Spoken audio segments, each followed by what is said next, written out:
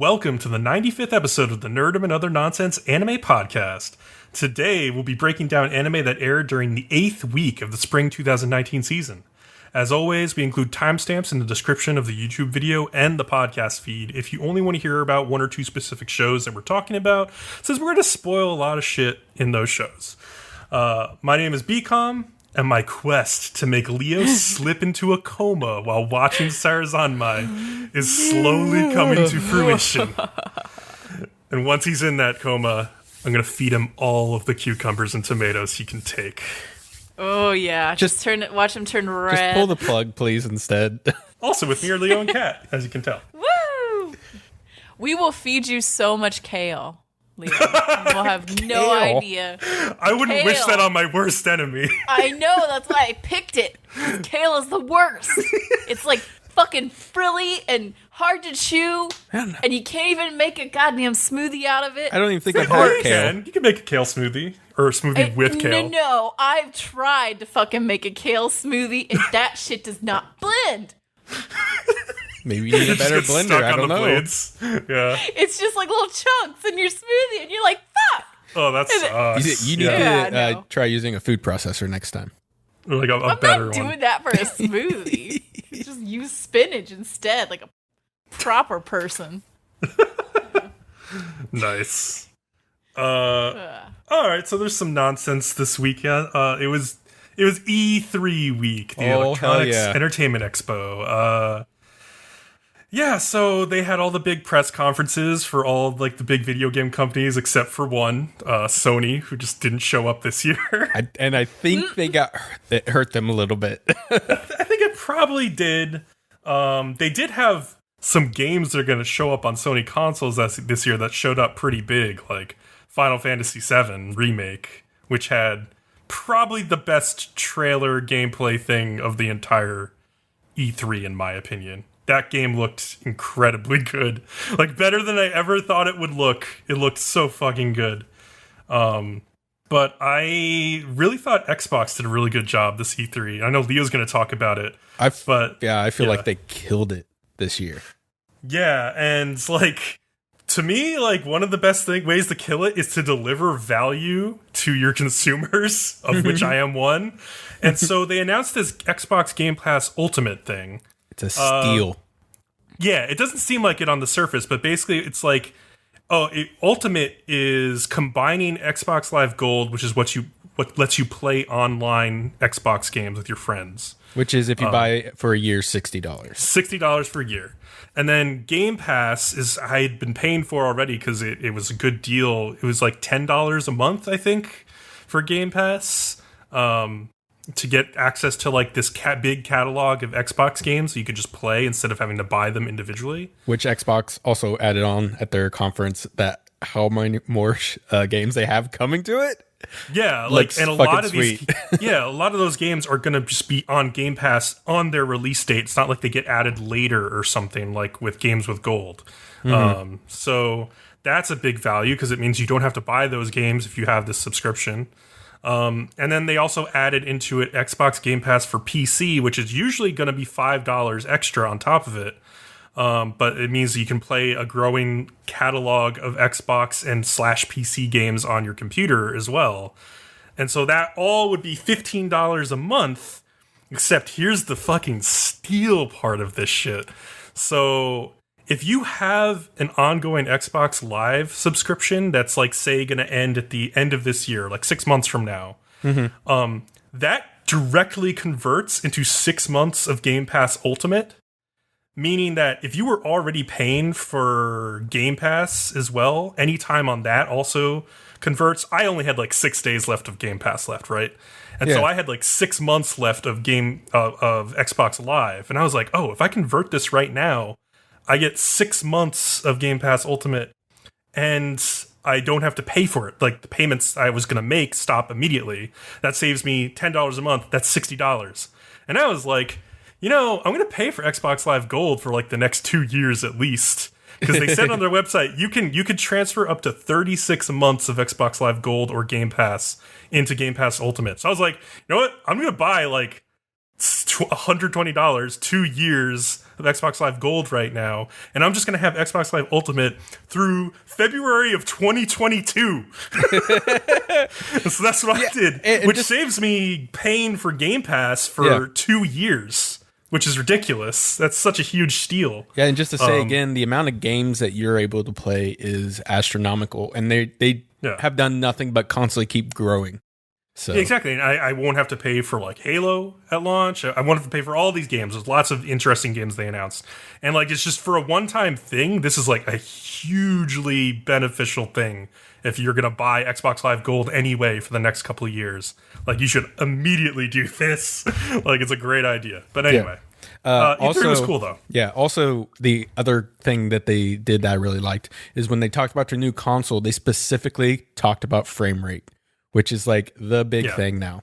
Like, we get it. Graphics are pretty good. I think most people are happy with graphics at the moment. So now they just want to focus on the frame rate, which is like the big reason why some people will play PC, but they won't play Xbox. Because if you sit down and you play a game at 30 frames per second and then go to a PC and play at 60, it's hard to go back to that 30. Yeah. And your PC likely has a solid state disk drive, which is another thing they talked about, having like a state-of-the-art SSD, which is long overdue for consoles, I feel like. And we're talking about a massive decrease in load times. That's what they were saying. Which sounds great. Like, that sounds perfect to me.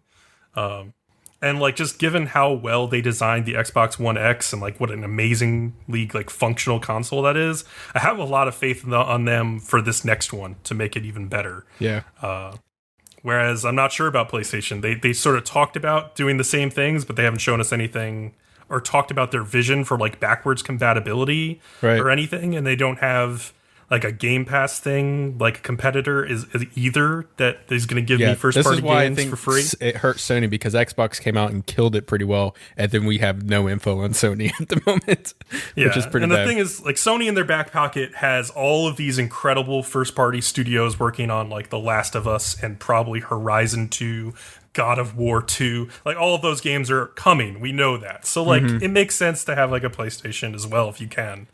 But man, the value of like an Xbox right now is incredible. So that was pretty interesting. Isn't like PlayStation on top right now? Like, yes, absolutely. Okay, my understanding of the video game world is that Xbox and Sony are like a power couple, right? And they take turns with who's on top, like basically, fucking the other one in the ass. Yep. So now. Of course it's that. It has to be that, like, lewd of analogy from Cat. That's my understanding of it. So right now, Sony is on top. Yes. And it's like, I didn't need to go to this, you dumb bitch. Like, basically. Yeah. Fuck y'all. And Xbox is on its hands and knees like, please, please, sir, can I have some more? Like, yeah, it's a really interesting decision by Sony. Like, I understand they're kind of probably in between things right now. I'm sure they could have shown some stuff, but there is a lot of work behind the scenes that goes into showing like a truly impressive gameplay demo. Like, I was listening to the guys who are from id Software who are making Doom Eternal come out later this year. And they were talking with Giant Bomb. I was listening to this last night in an interview. And they were just saying, like, yeah, we're glad that you liked the polish in that demo because it took us, like, an absurdly long amount of time to make that demo as good as it is. And, like, so, yeah, like, when you have your studios working on demos like that, it means that they can't be improving the full game as they're doing it as much as they otherwise would have because they're working on that one vertical slice to sell the game instead. And so maybe Sony was like, we need our studios working on the games to hit a launch date for a console that will compete with Xbox. And like that's my big guess at why they didn't come. So basically Xbox was a good bottom. They did a good performance. Kat, do you have any nonsense you want to talk about this week? I just wanted to add in they're doing a new Elite controller too. Oh, it looks nice. It's so expensive though. It's like 180. Is it 180? I thought it would be 150 just like the Elite is now. $30 more because it's more Elite. The big thing about that controller that grabbed my attention was new bumper designs because I have broken 2 bumpers on my Elite controller. I mean, that's just how flimsy they are. On mine. Yeah. Yeah. I had to replace the whole bumper assembly on mine. Yeah, and now my grips are fucking peeling off, so it's going to hell. But anyways, I saw that and I was like, shit, I think I'm buying another goddamn Xbox controller. And it finally has Bluetooth, and it has like a rechargeable battery too. It has everything you would want from it now, so it makes sense if you have the money to waste. It's a good investment because it's a nice freaking controller. But yeah. What about you, Kat? Okay, so on Friday and Saturday, I went to PopCon, which is like indie's sad, pathetic excuse for like a anime and like kind of like pop culture convention. What's the big one we have? Oh, it's like Comic-Con is the big one that we have, and that's like in August. Yeah. Okay. But they have a smaller one. It's got more anime shit in it. So I was like, sure, I'll go. Fuck it. I've never been before because I always was like, this thing is below me. It's small. No, I don't need to fucking go to that. I've been to bigger conventions. Shit. You mean like a bottom? I was like, fine. You mean like a bottom? It's yeah. Okay. I mean, there's nothing small about a nice ass. Bcom. But anyway, so I was like, but I had friends who wanted to go, so I was like, okay. And I like picked out panels that I was excited for, and I was like, okay. So I went, and it was some fucking shit, is what it was. Like, all of the panels were garbage. It felt like they just put it together 30 minutes before the panel started. Oof. Most of them were shit. I went to maybe one that was halfway not shit. Most of them were shit. Okay. The dealer's room was tiny. Like, not big. I was hoping for more. Not a large convention. And there was no fucking food anywhere. The only food was the food provided by the convention center, which was fucking overpriced. And I went and asked for a coffee at one point, and the lady gave me this look like they'd never had someone ask them for fucking coffee before in their life. And they had like 3 different people panically trying to make coffee, and I was just like, holy shit. You mean they didn't have a coffee pot already ready or something like that? All 3 of these fucking bitches went to the coffee pot, and they're all trying to work it like they've never seen a coffee pot before in their life. Here's me sitting in the line like, what the fuck? All the people behind me are like, what's happening? And what does the sign say? Soft drinks and coffee. What? Oh my god, what a nightmare. I guess I'm the only person on the planet who drinks coffee now. Maybe it's because anime conventions are mostly like 15-year-old boys and shit. I don't know. Man. That was uneventful. It was not good. I guess you might have been like the first person that asked for coffee that day, and they were just like, oh shit. We didn't do that. Someone asked for the thing on the sign. Yeah, apparently.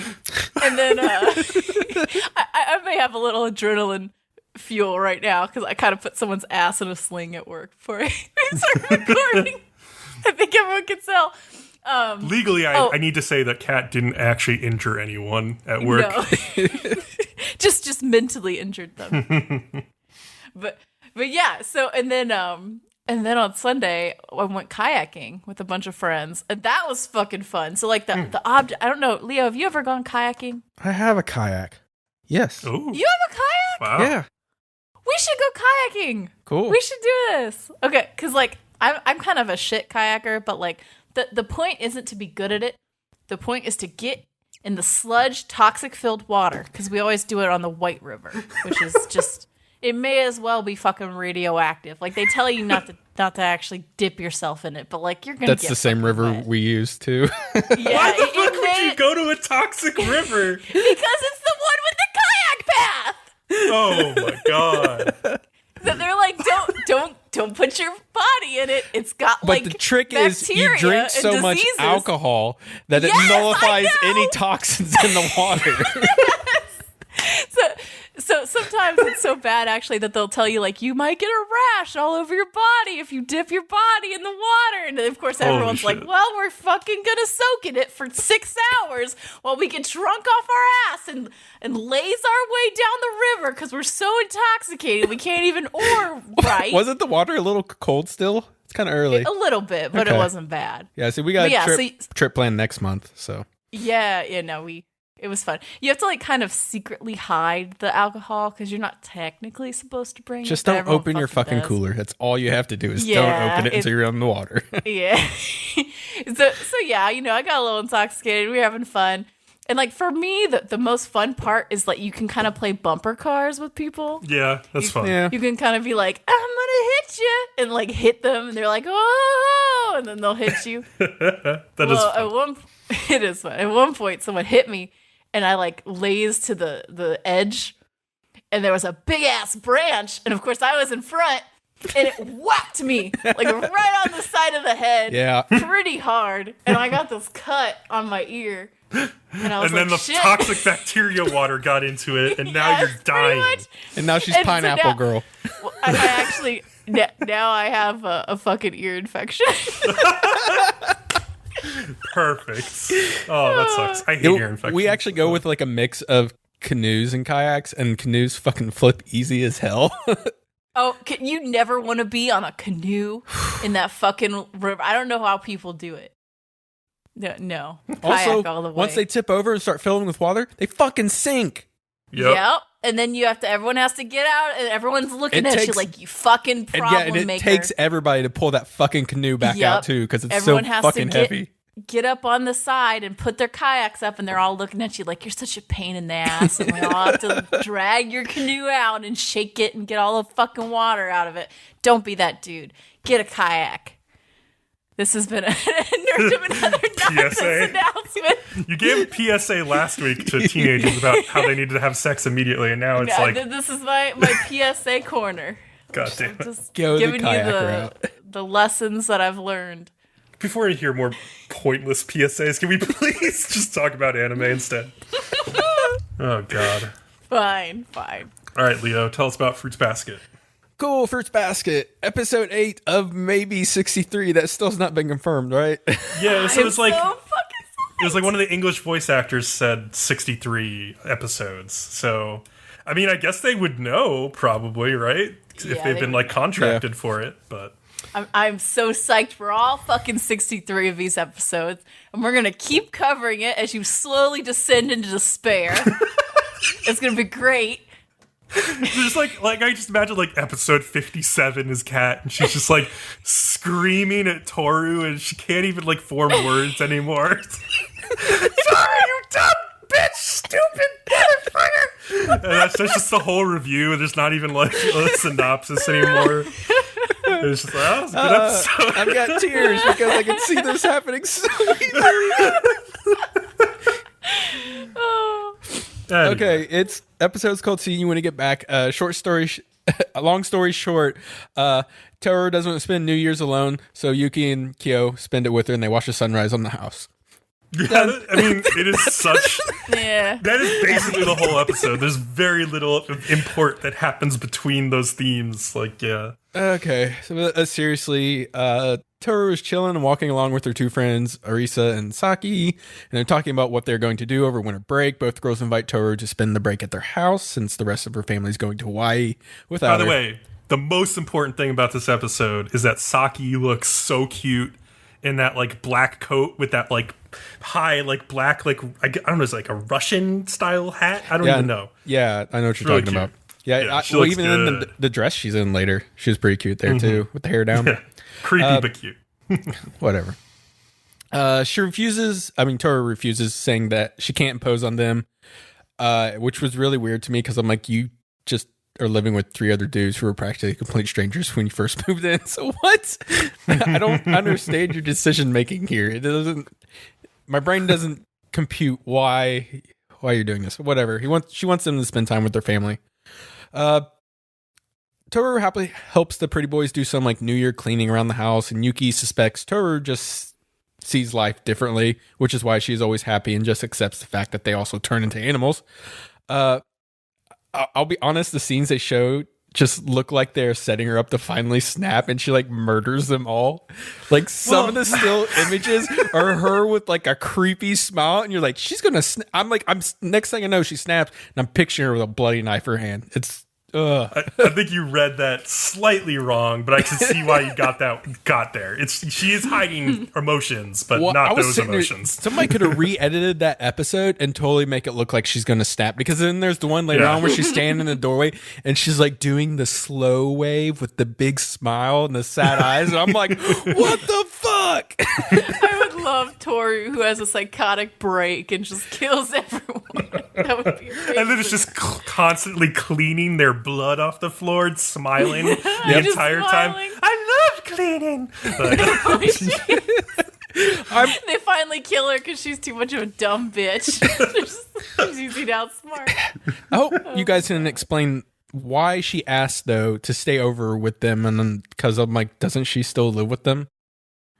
I don't know. I guess she was planning to spend it with her family, so she didn't want to impose on them, even though it's like her home, because she still doesn't fully believe it's her home. I don't know. It's kind of like she's the hired help, right? Yeah, like sort of. A little bit. They kind of explain it more in the manga. Like in exchange for living there, she's cleaning the house and feeding cooking, them and shit.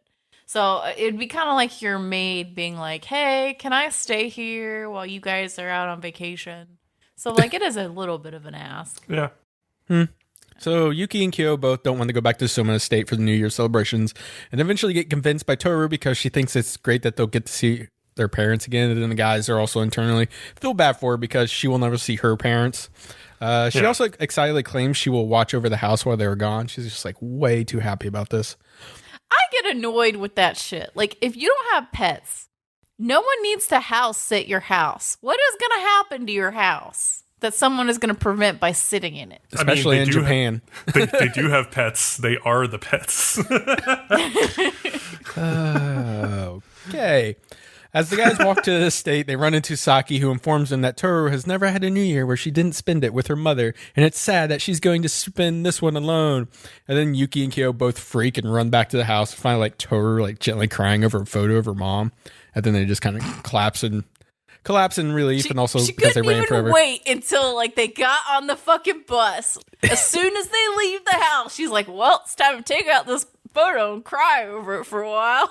Like, I've got nothing else to do. I wanted like a bigger thing when they got back to the house. Like, I wanted her to be like more, ugly crying. Yeah, ugly crying, because like she's been holding it in the whole day. Like, she told them like she'd be fine without them, and then they leave believing her, even though she's totally lying to them. And then they come back and she's just like barely starting to cry. She's like listening to Enka music on the TV. It's like, you know, I expected a little bit more from that. I don't know. I mean, when you've been pretending to be happy all day, it's not like someone shuts a door and you just burst into tears. Some people do. Like, I don't know. I don't know. I mean, if it's that easy though, like, were you really that convincing? Were you really able to be like, everything's fine? I'm pretty sure you were pretty close to crying already if you could just go and like cry immediately. Probably, yeah, that's true. So I guess I can see how she was just barely crying. I don't know. That'd be something you like wait until night to do, like in your bed, you know? Yeah, it's true. Crying dramatically is not a daytime activity. It can be. It totally depends. Later on, she gets a call from Arisa, who's worried that she might be lonely. Cute, I guess. The guys also tell her they ran into Saki, and she was really worried too. So Toru like promises that her first phone call New Year would be to call Saki, who then like turns to the screen and says, "I'll be waiting." Like she heard it somehow with her powers, which is about the only thing I liked about the episode. I was like, that's cool. They end with like the three of them on the roof watching the first sunrise to the New Year. The one spicy line that I noticed was when Shigure shows up at like the Soma mansion and opens like a door and sees Akito like sad and like moping in a corner because like Yuki didn't come, I guess. And he just says like to himself like it's nice to see you reaping what you sowed. So that was like Shigure happy to see Akito like upset, which was interesting. Yeah. It was interesting. I also think that there's obviously going to be repercussions for Yuki skipping out on the banquet. It's pretty important. That makes sense. I don't think we explained the banquet. Like, there's a banquet each year where all 12 of the zodiac animals have to go and, I guess, eat, and one of them does a Except dance. the cat can't do it. He's not invited. Yeah, the cat can't go. I mean, he's at the 13th, right? Makes sense with the fairy tale and all that. Yeah. So he skipped. So like, I mean, that's not done. We also did meet some new guy who Shigure nicknamed Ha-kun, who was there with like Hitori, but we don't know who the hell he is yet. Kat probably knows who he is, but we don't. He called him Sensei too. The Ta-kun guy did. Oh, really? Yeah. Yeah, he called Hattori Sensei also. Oh, interesting. Yeah. Okay. Yeah, which is interesting. And so they obviously have some kind of history going on. So whatever that is, who knows? I'm just I've been finding it kind of boring lately, and I don't know I don't feel like we would be at this point still covering it next season. Yeah, I want something interesting to start happening soon, for sure. Something needs to, if it's going to keep my attention. At the moment, I'm just like, I don't feel any pull to watch the next episode, and that's not good. I mean, I will always watch it because I love Fruits Basket. Because you love yelling at the screen at Toru. Yes, I love things that make me furious. It's life without a little anger. It's the only reason she likes me. Yeah, you're not wrong. But yeah, no, I still will love it. I don't know. I mean, I'm optimistic that next season will have a lot more stuff than this season. Mm-hmm. But we will see. Okay. Cool. Moving on to JoJo's Bizarre Adventure Part 5 Golden Wind, which is amazing. We're on episode 32 now.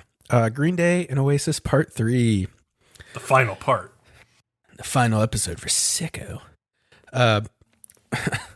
Bruno begins by leading Seko to like a different area that he might be able to fight him better in. Seko catches up to him and suddenly notices the green mold has disappeared everywhere.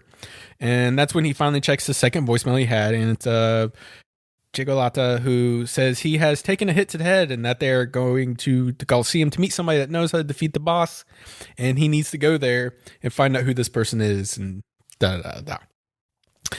And then, interesting, Seko kind of has a little bit of a personality change when he figures out Chocolata is dead and says he doesn't like him anymore because he is apparently not as strong as he thought he was. He turns on him like really fast. Yeah, really fast. He then like takes off toward the Coliseum, and Bruno like quickly throws like a metal tube at him to get him to stop. It like he zipped it in half and like hit the statue or something, and the back end wrapped around, and Seko barely dodged it because he made the floor mud. It flew back at Bruno and actually like cut his neck open a little bit, but there was like no blood. And then that just causes Seko to wonder more about what's up with Bruno's body. Mm-hmm. So, which we're not 100% sure what's up with it right now. Not necessarily, yeah. Yeah. But then they both suddenly notice a light reflecting off the binoculars of somebody watching them from the Coliseum. And Seko gets excited because he knows somebody's there for sure now. He also notices the person was in a wheelchair. It must be disabled in some way. Then Bruno kind of takes a page from Seko's book and zips into the ground and starts moving through it like Seko does, using, his zipper thingy. How does he, see underground? I don't think they can. I think they have to use their ears. Yeah, I guess so. They have, their eyes open, but, they definitely are using sound to track Yeah, each that other. kind of gets explained a little bit more later on. Bruno can also hear Seko coming towards him and realizes sound works pretty well through the ground. He ends up, breaking a water pipe that distracts Seko just for a while, but ultimately he catches up to him anyways. At this point, I was like, why is he fucking eating mud? That was, so weird. I don't know. So he starts eating, a bunch of mud, but he spits it up in the air. And it rehardens once it's away from his stand and its ability, and it rains back down and pierces the ground, and just, it's stabbing the crap out of Bruno. I don't know why it would, form into needles like it did, though. That was so weird. It seems so JoJo. Convenient, anyway. Because JoJo. Also, I will say one tiny nitpick I had is when Bruno broke the water pipe. How do you break a water pipe in a way that it continuously bangs on the other part of the water pipe? Yeah, I don't know. What was that? How does that even work physically? I don't know. I kept thinking about maybe the water is trying to go through it, and it's like hitting the pipe as the water goes through, and then the water gets through and then it like goes back up. Kind of like one of those things that like Japanese people have in their backyard sometimes in like a garden. Like the thing that goes clank. The bamboo like clump, things. And everyone uses it as like a exclamation point. Yeah. Clank, yeah. That was like my guess, but I have no idea. That made no sense to me. Like most of JoJo. Yeah. You just can't read too much into JoJo. Just don't do it. You're just going to give yourself a headache. So anyways, like Polnareff is on screen now, and he gets to be like really mysterious by saying he will have to destroy the arrow if Bruno can't make it to him. You also see he's like super messed up from his times of adventuring. He's got like 2 metal legs. He's got a fucking eye patch. He's fucking scarred up. And he also says like guys like need to understand the truth of the arrow if they wanted to defeat King Crimson. So it's interesting. So Bruno tries to get away again by slicing up a pole that falls into the ground and stalls Seko just for like a second. But then Bruno's skin starts to melt because if he is underground, he's also affected by Oasis' power. And it's just slowly liquefying him also. Which is interesting because if he could actually feel things, man, that would feel really interesting. Awful. Oh boy, he'd be like one of the guys in Chernobyl, melting away. Well. Oh, I thought it was Raiders of the Lost Ark. Nasty. Raiders of the Lost Ark as well, yeah. Yeah, so it turns out Bruno has been waiting this whole time for Seko to start pulling everything on the ground, particularly a car, so he could bust the tires and cause Seko's hearing to fuck up. Seko's really disoriented now, and so like he goes above ground, but he's in the middle of a freeway, and his leg immediately gets ran over, which is kind of cool. And he's like roughed up quite a bit before he finally gets to the side of the road, away from the cars. And then like Bruno shows up, and he's gonna end Seko, but somehow Seko accidentally takes, of all people, Doppio as a hostage. What's funny though? For a second, I was like, man, this kid has a really good character design. I didn't realize who it was for like really? 15 seconds. I'm an idiot. I don't know. I haven't seen an episode with Doppio in it for a little bit. And I was like, man, I bet you this character is going to be important. They're like, wait, I think I know who this is. This character is going to be fucking important to speak of. How little did you know? Well, actually, you did know. You just didn't know. I felt so dumb. I was like, oh my god, I'm an idiot. Yeah, but this anyways doesn't stop Bruno one bit as he uses sticky fingers to punch through Doppio, with the zipper, and he ends up putting a zipper in Seko's throat too, also, which is like, then like whatever, bleeding or whatever. And then like Seko then like is freaking out, and he like wanders into traffic and falls into the same garbage truck as Chocolata's body. And it's funny because he falls in and it like takes him inside, and he's in there and he's like, oh, Chocolato! Just kind of laughed. And then suddenly Bruno just completely runs out of strength, and he thinks his body is finally giving out on him. Now, did you guys think for a second when Bruno started walking towards Doppio and Seko that he knew who Doppio was? Like, I especially thought this because he punches a hole into Doppio's body just the way that Doppio killed Leone, by like punching a hole in him. And I was like, oh shit. I was actually shocked that he didn't know. Because at first I thought that, like, oh, he knows. But then he healed the fucking dude. And I was like, come on. Yeah. You could have killed him. What? He's never met Doppio before. Why would he? I guess he would have no reason to. The face mask thing that they did on the rock before the guy died. That's, I think, the boss's face. I don't think that's Doppio's face. Not Doppio's. Faces are the same face. It's literally the same person. They're different. They're only slightly different. Well, he had honestly. A hat on. How well would you recognize a random person if you'd seen a stone impression of their face once? I mean, I get that point. That is a good point, but it's just frustrating. It's like, God damn. Well, that scene was definitely meant to be frustrating, to have him like punch through the villain and then not realize it and then heal him. Like, that's obviously meant to be very frustrating, but also funny in a way. But yeah. So, yeah, I don't know. But I'm excited to get back. Now that Doppio's back, it looks like we're going to get into like the end game of this whole thing. And I'm curious what the arrow has to do with killing him. Yeah, there's only 7 episodes left, 7 or 6. Yeah. I mean, are they going to use the arrow to give them like another stand power that can defeat King Crimson? Like, is that how you do it? Who the hell knows? I don't know. Or maybe some way to nullify a stand? Yeah, if they can nullify one of King Crimson's like abilities, they might have a chance. That's true. All right. Kat, tell us about Demon Slayer. All right. So this episode starts with a recap of the previous episode with the guy that got scratched by Muzan. That's his first name. Is that what they call him? Yeah, Muzan. Yeah, they call him Muzan. Because I was like, because sometimes they use like the last name or the first, Yeah. Muzan is fucking easier to say than that whole mess of his last name. So that's what we're going to call him. Kibutsuji. Yeah. So Tanjiro manages to get the guy restrained, but can't go after Muzan while he holds the guy down because, like, no one else can hold him, apparently. Which kind of made me laugh because, like, I mean, he's not the strongest man on Earth. He could jump like 50 feet in the air. He's pretty strong. He says, like, I'm the only one who can do it. I believe him. I don't know about that. Yeah, I think there are other people. The guy's a demon now, so he's got extra strength. So, yeah. I mean, but if you had enough people, like, I'm sure that they would not be expecting him to be as strong as he was. Like, have you ever seen the two twins in Europe who, like, were in a psychotic break and they ran into the middle of traffic and, like, police officers are trying to, like, get them to stop moving after they got hit? No. And they, like, are so strong that they're pulling, like, 6 police officers along with them. Oh, wow. And they're these tiny little, like 100-pound women. Wait, really? Oh, wow. So just, like, adrenaline, like, running through them or something? They think they may have been on drugs. They're really not sure, like, if they, like, what was going on there. But, like, they're just pulling them along. But it reminded me of that. Like, it's probably similar to that where, like, they wouldn't expect them to be as strong as they are, but I'm sure if you had enough people, you could still hold this dude down.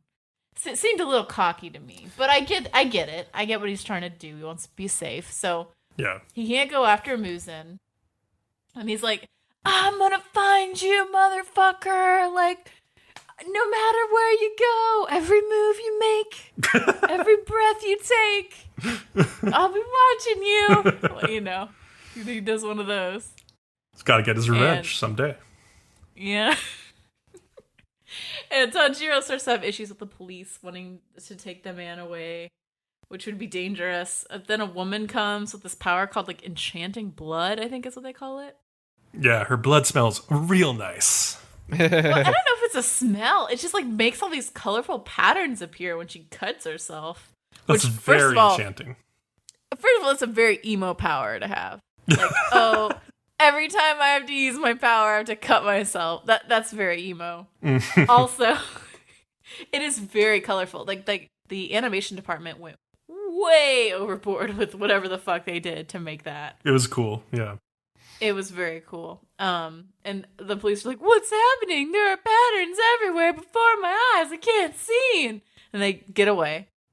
And she agrees to help the man, and she has an assistant as well, and she says she's a doctor as well as a demon, and so she can take a look at him. So he's like, and Tanjiro's like, "Well, I guess you can take him, sure." And meanwhile, Muzan sees his family home safe, like puts him in a carriage, I think. Yeah. And then goes out again, and he immediately runs into these 2 drunk dudes and a girl. And he, like, kind of bumps into one of them intentionally, almost. Like, he's very polite. This scene was fucking awesome, by the way. I love this scene. This scene was fucking awesome, great. But I think it's pretty obvious that he really was looking for someone to fight with. I think he's really irritated that, like, he almost got called out, like, in front of his family. And, like, he wants to go deal with this immediately. And, yeah, he's pissed. Yeah. Yeah, so this is his way of kind of letting off steam. I almost wonder if he didn't trust himself to stay home with his family after that. Like, he didn't want them to see how furious he was. Well, especially while there's, like, a threat out there that he wants to go deal with. Yeah, no. Yep. Tux, get your fucking ass out of that. Jesus. Stop it. You little brat. Don't think I see you. You go. You see how a cat talks to people? Jesus. That's not a person. I mean, cats are annoying, and he's rolling in like literally a plastic bag, and he's making fuck all noise. Come on, stop it! It's not a toy. Anyway. Fucking cats, man. I love them. Anyway, so basically, Muzan is like, yes, I met someone, and I can convince them to fight me. Now I can kill them all, and so he kills both of the dudes pretty easily. And then I think it's really interesting how he kills the woman, though. Yeah, it's super. Well, first of all, fucking like awesome. the way he kills the guys is brilliant. He's like ridiculously strong. Like he just like backhands one of them and like just blows him into a fucking wall at like the speed of sound, killing him instantly, and like, you know, uppercuts the other guy into the air. But like, yeah, the way he kills the girl, you're right, is interesting. Yeah, and I don't know, he just sticks his finger in her brain. He's like, Yeah. watch what I can do. And your body can't transform fast enough because you're a puny human. Yeah. And she just like, first she just becomes this weird red like cell blob, and then she just disintegrates. He says, like, I'm giving you more and more of my blood. Do you know what happens to a human when, like, I give them this much of my blood all at once? And then, yeah, she just, like, becomes, like, a blob thing and then disintegrates. And it's all animated, like, super disgustingly and, like, freakily, and it's great. Yep, super great. It is. It's very cool. But, yeah, I was like, ooh, shit. So does that mean he can't be human then, like, originally? No, I don't think so. Well, I don't know. I mean, unless he slowly turned himself more and more into a demon, you know? Somehow, yeah. Who knows? I do think it's interesting he calls himself, like, infinitely close to perfection. So maybe he did work on it. I don't know. Because obviously the lady, well, I guess we'll talk about that later. The lady has turned herself as well as tweaked it. So maybe he like came up with this idea in the first place. Who knows? Yeah, maybe all these demons are sort of obsessed with perfecting themselves and whatever way they feel is right. I don't know. Yeah. But yeah, then he like snaps his fingers like a badass, like, ah! And like two fucking servants come and he's like, kill Tanjiro. Bring me Kill his the guy head. with what were the earrings, earrings. called? The Hanafuda, like earrings. And so I noticed. Hanafuda. So I assume, because okay, he has like this flashback, right? Of like he remembers somebody with the same earrings, like, and he's like, this guy is like standing over him, like with a sword. And so I was like, okay, where the fuck did Tanjiro get these earrings? I think he had them at the very beginning, right? As far as I know, he's had them the whole time. So I would maybe it's like someone in his family. I would assume it was his father's earrings. That's what I would assume. I don't know about his father. Maybe like his grandfather or something. We never like met his father though, so his father's pretty mysterious. So. But yeah, then you get this, like, okay, so you go from this very serious scene to the scene of, like, the udon guy being angry at Tanjiro. Yes! Being like, how dare you fucking throw my udon on the ground without eating it? The intent! And it's just like, ah! I was really happy about this. He was channeling my own anger from last episode. It's like, I'll eat 2 udons! He, like, inhales them. Like, it's ridiculous. Yeah. So then later the servant of the demon lady meets up with them later and he's like, I shall take you to her. And he's like, you'll never find her without me because like she uses cloaking. And at this point he calls Nezuko an eyesore and Tanjiro just can't fucking even comprehend this. He's just like, he's such a she siscom. was the beauty of our hometown. yeah. Pride of our village. Pride. Yes. He's like, let me get her into some better light. Like, you need to see this girl. She's really hot, my sister. Oh my god. Oh my god. I'm just like, what are you even trying to accomplish right now, Tanjiro? You want people to be like, yeah, I want to bang your sister. Like, that's what I wanted. Like, no. This actually made me laugh really hard because there's so many like siscon anime out there. But this one is just having so much like fun with the idea of that I kind of just like can't help but laugh at it. It's really hilarious. Yeah, and I love how Nezuko just does not give a fuck. Like she could literally not care less. But yeah, the servant takes them through this fake wall, which I guess that's the cloaking or whatever. Seems pretty simple, but whatever. The lady inside says that the woman who got like attacked by her husband is fine, but the husband had to be restrained in the basement. And like this woman, I mean, Nezuko's hot, but like this woman is pretty smoking hot. She's very traditionally beautiful Japanese woman, yeah. Tamayo? I mean, yeah. So you're her talking eyes about? Are pretty. Mm-hmm. Yeah. Well, she's got like those purple, like almost empty eyes. Her eyes remind me a little bit of Sakura or Mato Sakura from Fate's Stay Night or like Heaven's Feel. I also thought the girl in the alley was kind of cute until she turned into a blob and disintegrated. She was. That was why that made that like so like freaky that he would just do this to a person like that. It was ridiculous. Yeah. But yeah, so then Tanjiro asks if treating human wounds is unbearable to her since like she's a demon. And the servant's like, how dare you, blah, blah. Yeah, and you learn from this incoherent screaming, kind of, that after that, she's like, my name is Tamayo, and this is Yushiro. I'm going to be polite as my servant just goes into apoplectic fits of rage behind me. Which I don't get his attitude at all. He's very protective of her and definitely very much in love with her. I mean, he wants to bone her so bad. Uh-huh. I don't know how this hasn't happened. They said that it took like 200 years. You have to think he's been with her a long time. He totally jacks off to her. Oh yeah, absolutely. Like 200 years of glop. like I don't know what the fuck. Another Sword Art Online story. Oh my god. But no, I just don't know what's up with him. I don't know if like he's just gonna be obsessed with her forever, if he's tried and she was like, I'm not interested in you in that way, and he's just gonna follow her around like a puppy. I don't know. This is like stalking at this point. It kind of is. It's like he's her fan or something. Mm-hmm. But anyway, Yushiro obviously doesn't like them. Tamayo says she's tweaked her body to make the curse more manageable for her. So all she needs is like a very small amount of blood, and she takes it by buying transfusions from people. Yeah.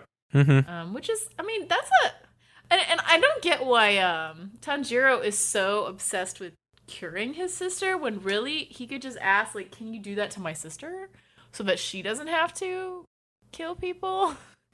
Oh, so here's my whole thing with this whole like scene with all of them is that if you remember, Nezuko has been hypnotized to hate demons and like want to kill all demons. So I guess my theory about this is that these two people are different enough from normal demons that she doesn't activate like and go fucking nuts and trying to kill them.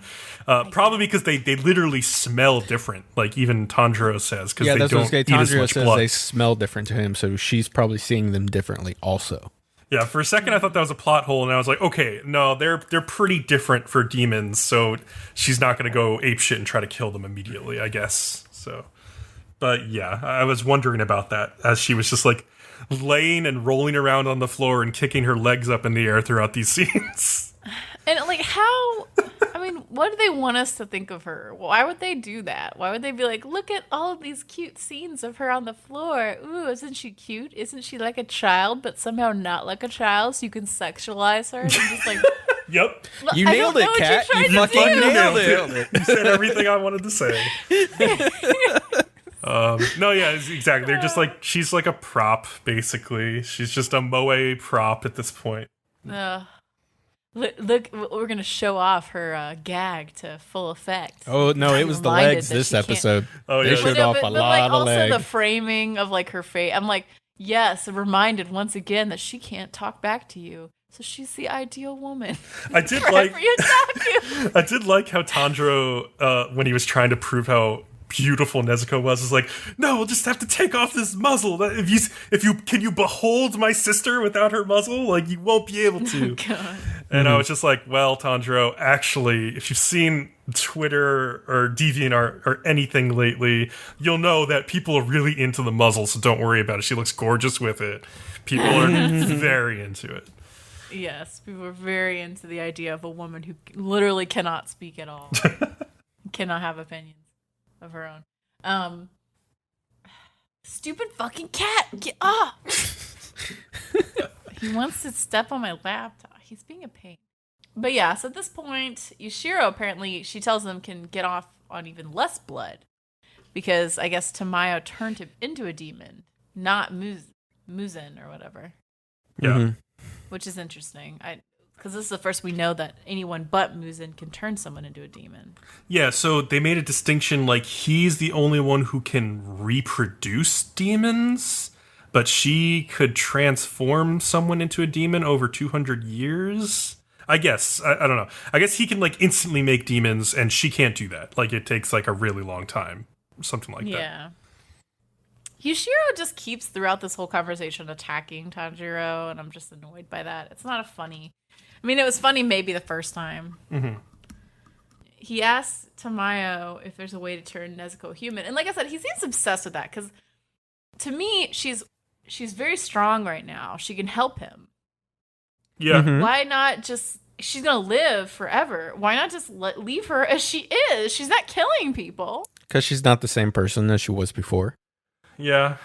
Well, did he ask her if she wants to be changed back? I don't think she can answer back. I don't know if she can answer. I don't know if she Fucking bitch. Well, maybe she would be able to. It's a good question if she would or would not be able to answer, because like a couple episodes ago, like he was fighting some demons and like he asked her, "Can you protect these people?" and she like nodded.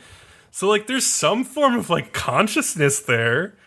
So like I feel like if they just took off her damn muzzle, she could be a person and she wouldn't have to like do whatever Tanjiro wants her to do, and she could decide for her damn self if she wants to be a person again or if she wants to be a demon. I would love to know what these demons think about it. Like this demon woman Tamayo that we just met, who's been living as a demon for hundreds of years. Like, yeah. How does she feel about being a demon? She seems like a pretty decent one at that. So I don't know. She seems to be doing okay. I don't know, but she basically says like, I can do it probably if I have enough blood so I can research more. Mm-hmm. But I don't have a cure yet. And so he's like, I'll bring you blood of demons so you can continue your research. And he has to like specifically get like ones that are close to Muzan who are super powerful. So it's going to be tough. So like hard to find ones. It's going to be tough. Yeah. And then at this point, Muzan's two servants find them. They like have tracked them down. Like the guy is like blind, but he has eyes in his palms and he can use it to track anything, which is interesting. Yeah, I liked that guy's design. It was kind of cool. Yeah, and then the ball girl is a really good design. Yeah, her hair is pretty cool. Yeah, she's cool too. Her ball is cool. What are you talking about? She like bounces it and it's all shiny. Mm-hmm. Damn. Yeah, she's got a good arm her sound too. Like she like throws it through the wall. Yeah, she really does. And when we call her ball girl, it kind of makes her sound like she's transgender or something. I don't think so.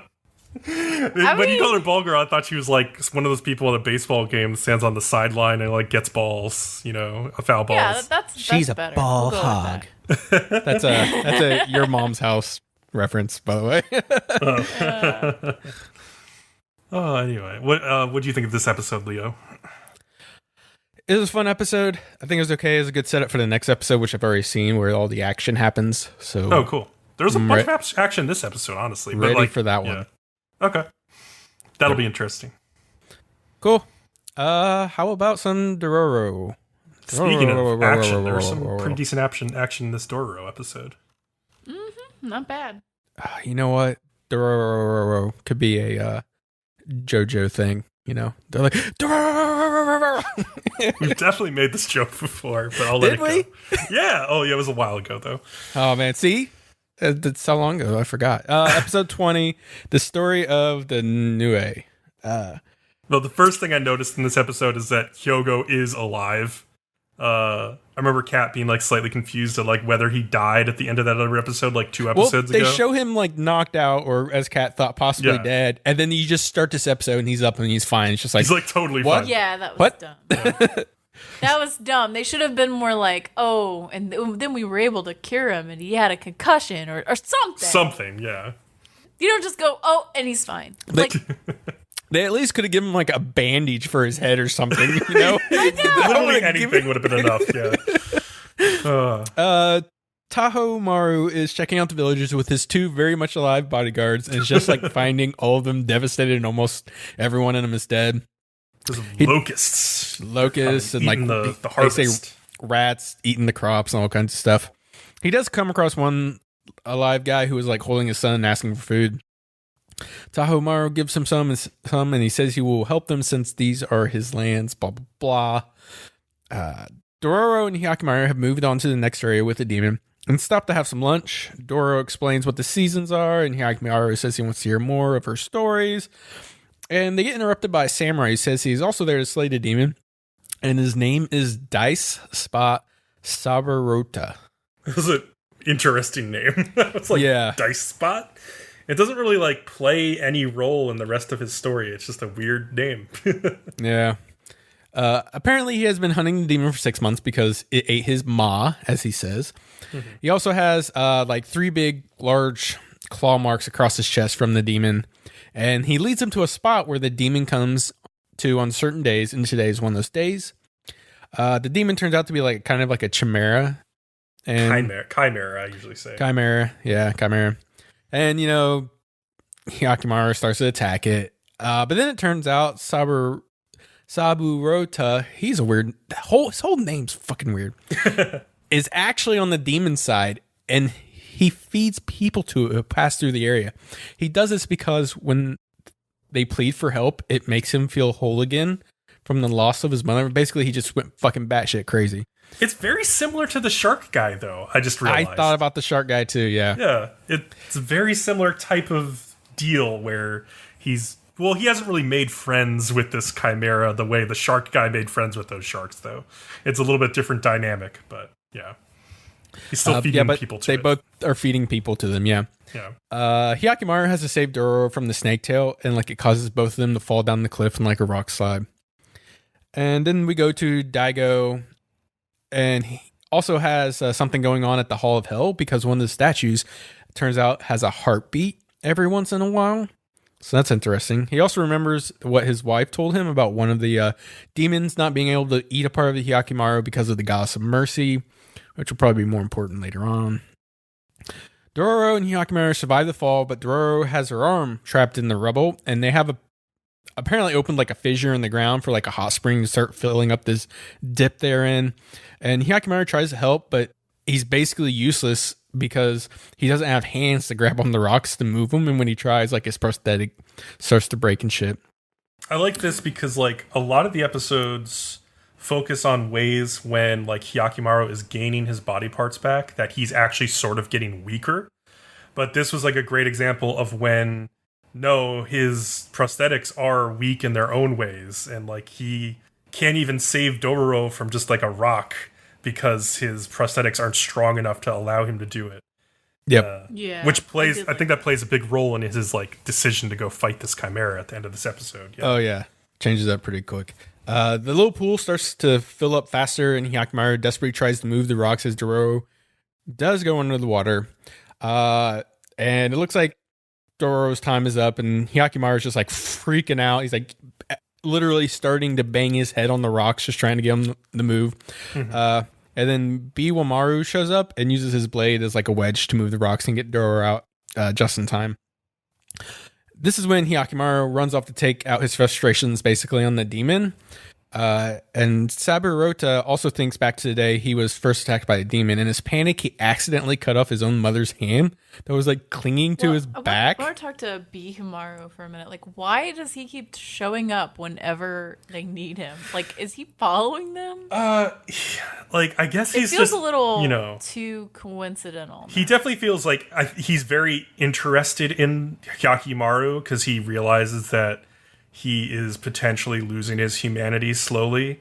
So I think he's keeping a closer eye on them. I think he's just supposed to be like this traveling like monk guy, but his travels do intersect with theirs a lot, and I think he's purposely staying close to them now to protect maybe Dororo and to the people, essentially, maybe even from Hyakkimaru if he loses his shit. So yeah. I think he's like it's like he's like their little stalker now. A little bit, yeah. Also, I'm interested, as this story keeps going on, why it's called Dororo. Yeah, that's true. By the end of the show, will it make sense that it was called Dororo instead of, like, Hyakkimaru or, like, the no armed swordsman. I don't know. Yeah, or whatever they wanted to call it. Yeah. So again, in Sabaroto's panic, he accidentally cut off his own mother's hand that was clinging to his back. Yeah. And then like the villagers say he left his mother behind, but eventually the villagers come and get him and say we will get our revenge, but they all get killed by the demon anyways. And this is where, as they're calling for help, that Sabaroto is like, oh, this gives me a heart boner. And I like it. I think it's more like it makes him feel better about his own something like inadequacy. That. Twisted. But it was a fucked up scene. Like he comes back to the village and his mom's hand is like clenched on, just hanging off his like back or whatever. Yeah. Oh shit. It's fucking weird. Hyakkimaru eventually slices like off half the demon's face, and it kind of goes down. And then like Sabarota then like kind of attacks him and actually impales both his hands on his swords. And then he kind of gets back up and he's kind of at a loss. And that's like when the fucking demon eats him. Mm-hmm. And then it causes it to like grow wings and like half its face back. But like the top portion is like Sabaroto sticking out. Yeah. But then it cuts away and it comes back to Dororo wandering up to the bloodbath and seeing all these monster parts laying around. Like he sliced and diced the shit out of this demon. This is one of my favorite scenes of the whole episode, where the Dororo is just seeing like all of this carnage. And I think it's just the show is slowly hinting more and more that Hyakkimaru is going down this dark path, especially when Dororo isn't there to hold him back. Yeah. This is another great example of that. And then Dororo then notices Hyakkimaru didn't get any body parts back this time when he defeated the demon, and he's like freaking out about it. He's stabbing the shit out of just this corpse of a demon now, just trying to get something back. And it also shows us that he has this red aura where his heart is. Mm-hmm. So kind of turning himself into a demon in the process. Yeah. And then it just ends with Hyakkimaru saying Daigo, and then they walk off. He's like, Daigo has my body. That's where my body is, and heading that way. So why do we think like he's not getting his body parts back? Do you think the demons are like holding them back now somehow to like force him to come to them and like face Daigo or something? That's my guess. I think it has something to do with him slowly turning into a demon himself. Oh, maybe he can't get those parts back because he's becoming a demon. Yeah. That's a good point. Yeah, that's a really good guess. Because they made a point to show that when he was freaking out, that he had that red aura around his heart area. So that's my guess. Well, and he also said, "Oh, I see you're not human," or whatever. Do you think the heartbeat in one of the demons in the Hall of Hell is Hyakkimaru's heartbeat that they're hearing because he's becoming a demon? And it's like his heart is demonic now. That's interesting. I don't know. That's pretty cool. Like I don't know if that's it, but there might be some relation between. Yeah, that for sure. I like how the lore is starting to like come together towards the end here. So should be pretty cool as we head into like the final 4-ish episodes. I just hope they end it well. Just don't go out like a fart, like a wet fart. Yeah, that would be bad. That's all I want. That would smell terrible. Yes. All right. Anything else? No. All right, then let's take a quick break and hear from some of our fellow podcasters. We'll be right back. Yeah. Woohoo. See ya. The following is an extract from Reanimator Pod episode 47, Blood, Blood, Blood. Taka discusses Des Irae. Most of the characters in the show, particularly the villains, have more than one name, like many more than one. For example, the super powerful mage from my synopsis is Karl Kraft, also known as Mercurius, also known as Faust, also known as Saint Germain, also known as Paracelsus, also known as Cagliostro, also known as Copophilia Smudge. Woo! Okay, that last one is a Reanimator special, but the rest are all legit. Like, he actually has those names. How about a few more? He's got more names? No, they're other characters. He actually had that many names, though. Wilhelm Ehrenberg is Kazikli Bey, because why not? Valeria Trifa is Christoph Lohengrin, who's a priest and is commonly referred to as Father. Lord Heydrich is also Reinhard, and Teresia is Rhea, but Fujiren, aka Zarathustra, is our main character, and also refers to Rhea as Senpai. So we never really learn her name until other characters start calling her Rhea. But really her name's Teresia, so I don't really know how that adds up. Ugh. And if you like that and you want to hear more from the Reanimator Pod, head on over to reanimatorpod.com. That's reanimatorpod.com. POPCOM. New episodes are out every Monday. Don't drop that. Hey, don't drop that. Hey, dude, you into anime, manga, and all that radical stuff? Oh, yeah, man. It's tubular. Then you should totally check out the... This transmission has been hacked. If you want discussions, debate, reviews, and all in between, you must listen to the Anime Radicals Network at www.animeradicals.com. There's timely reviews, revolutions, mecha, and much more. Find it on iTunes, Google Podcasts, and all podcast catchers. The Anime Radicals Network. The revolution will be simulcast. Hey, we are back, and we're here to talk about Attack on Titan Season 3 Part 2. Some might say it's kind of like it's almost Season 4. AKA Season 4, yeah. We promise to make the joke every time. We'll see how long before our fans just rage quit. Like, fucking no, I'm not listening to it again. Like, they skip 10 seconds. Just skip the whole Attack on Titan review, which would be bad because it's like one of the best shows every week. Yeah. So, episode 55 of 59, the 6th episode of Part 2, Midnight Sun, or Black Hole Sun. Is we all have to singing to Black ourselves. Hole Sun, won't you come? We had a very in-depth discussion before we started Part 2 about the lyrics of the song, and guess what? They don't mean anything! We looked it up, and Chris Cornell's like, yeah, it's just like playing around. I don't know. That's the most infuriating thing, though, when you like have looked into it and thought about it, and like then it just turns out it was bullshit, and you're just like, ah! Also known as Neon Genesis Evangelion, the show. Oh, I can't wait. That's like almost like 10 days away, less than 10 days away, I think, from hitting Netflix in late June. So that's exciting. All right, but we're talking about Attack on Titan right now. And this episode starts out with just like this silent title card of the Attack on Titan title, and then just like fades back into like the colossal titan's like husk of a burning body, and then like Armin's like charred remains, and it's like, okay, this is like a pretty solemn way to start. It was kind of a nice touch though, since like it recognizes that this is like a shitty situation. Aaron's like still all regretful about not realizing that Armin was trying to sacrifice himself. Not Aaron.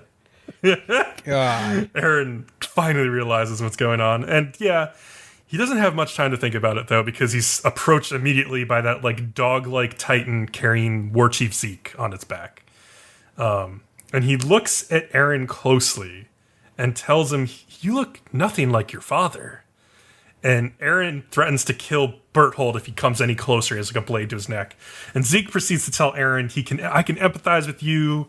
We're both victims of your father.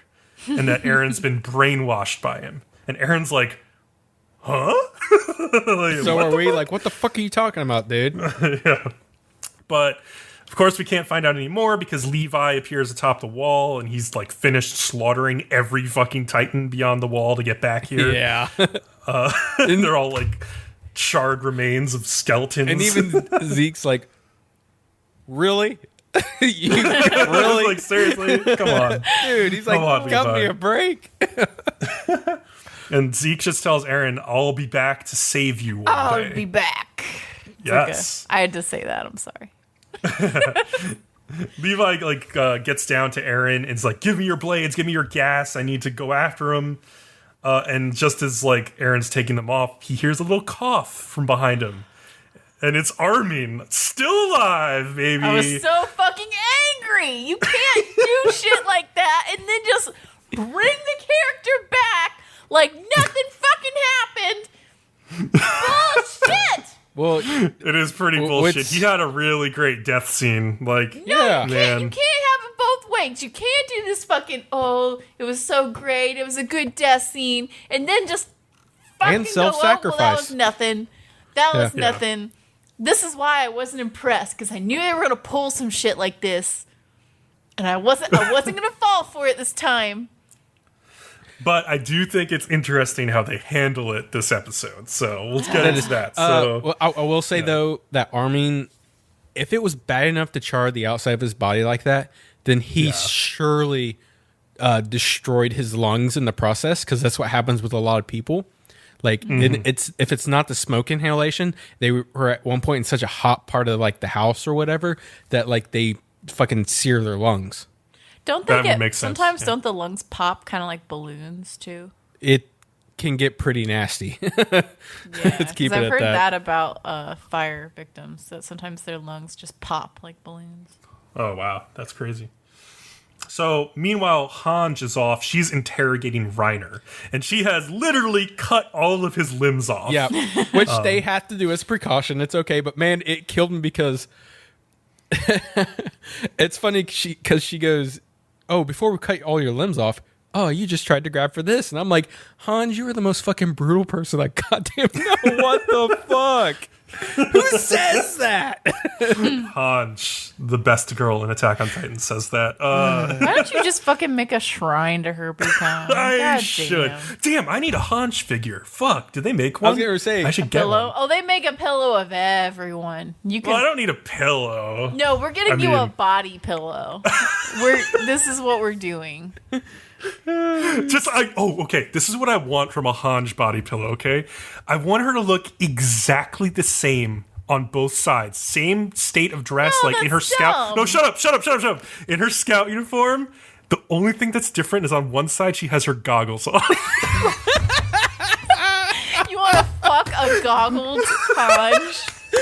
It's such a good joke, though. Oh my god! Is it so you can't see the disappointment in her eyes? No, like okay. So when she's wearing the goggles, she looks really intense, and then when she's not, she's giving you like the sexy look. Yeah, like that'd be great. That'd be like a perfect body pillow. Holy shit! Oh my god! Oh man, I'd pay so much. Anyway, artists, write in. Yeah, artists make this, sell it for thousands of dollars. Yeah, he was reaching for a metal case in his breast pocket, and he just tells Hange there was a letter inside it from Ymir, and that she has to give it to Krista, or Historia, as we know her now. And Hange asks Reiner, like, "Are you going to cooperate with us and tell us what we need to know?" And he's just like, "No." And she, like, smiles and, like, lunges at him with, like, the blade and almost kills him before John, like, stops her. And he's like, no, we might be able to steal his power. And so there's a flashback. We find out Erwin's plan for using the single Titan injection they had is to, like, save somebody who's on the brink of death, make them into a Titan, and then feed them a shifter like Bertolt or Reiner or the Beast Titan, and get their powers as well, and all of their memories, which maximizes the whole value of this entire thing. Yep. So, however, Hange still wants to kill Reiner because they don't know if Levi's even alive or what Eren and Armin's situation is, and they might not get another chance. And so, but John is like barely able to convince her to like, let's let Mikasa at least go and check on Levi and Armin and Eren and see what is going on. And Hange is like, all right, I'll let you do this, but you need to fire a smoke flare if anything goes wrong, and I'll kill Reiner. So immediately on getting back to Levi, Mikasa sees that like Eren is like screaming over Armin's charred body, like trying to get him to keep breathing, and begging Levi to let him like, give him the syringe, right? And Mikasa thinks for like half a second and like shoots off the smoke flare. Because she's like, no, fuck this. We're going to save Armin, if anything. And just as she does, Zeke and his Titan mount like come by and they steal Reiner away before they can kill him. And John like barely saves Hange, like tackling her out of the way just in time. Yeah. So and John's like yelling at himself, I can't believe I've done this.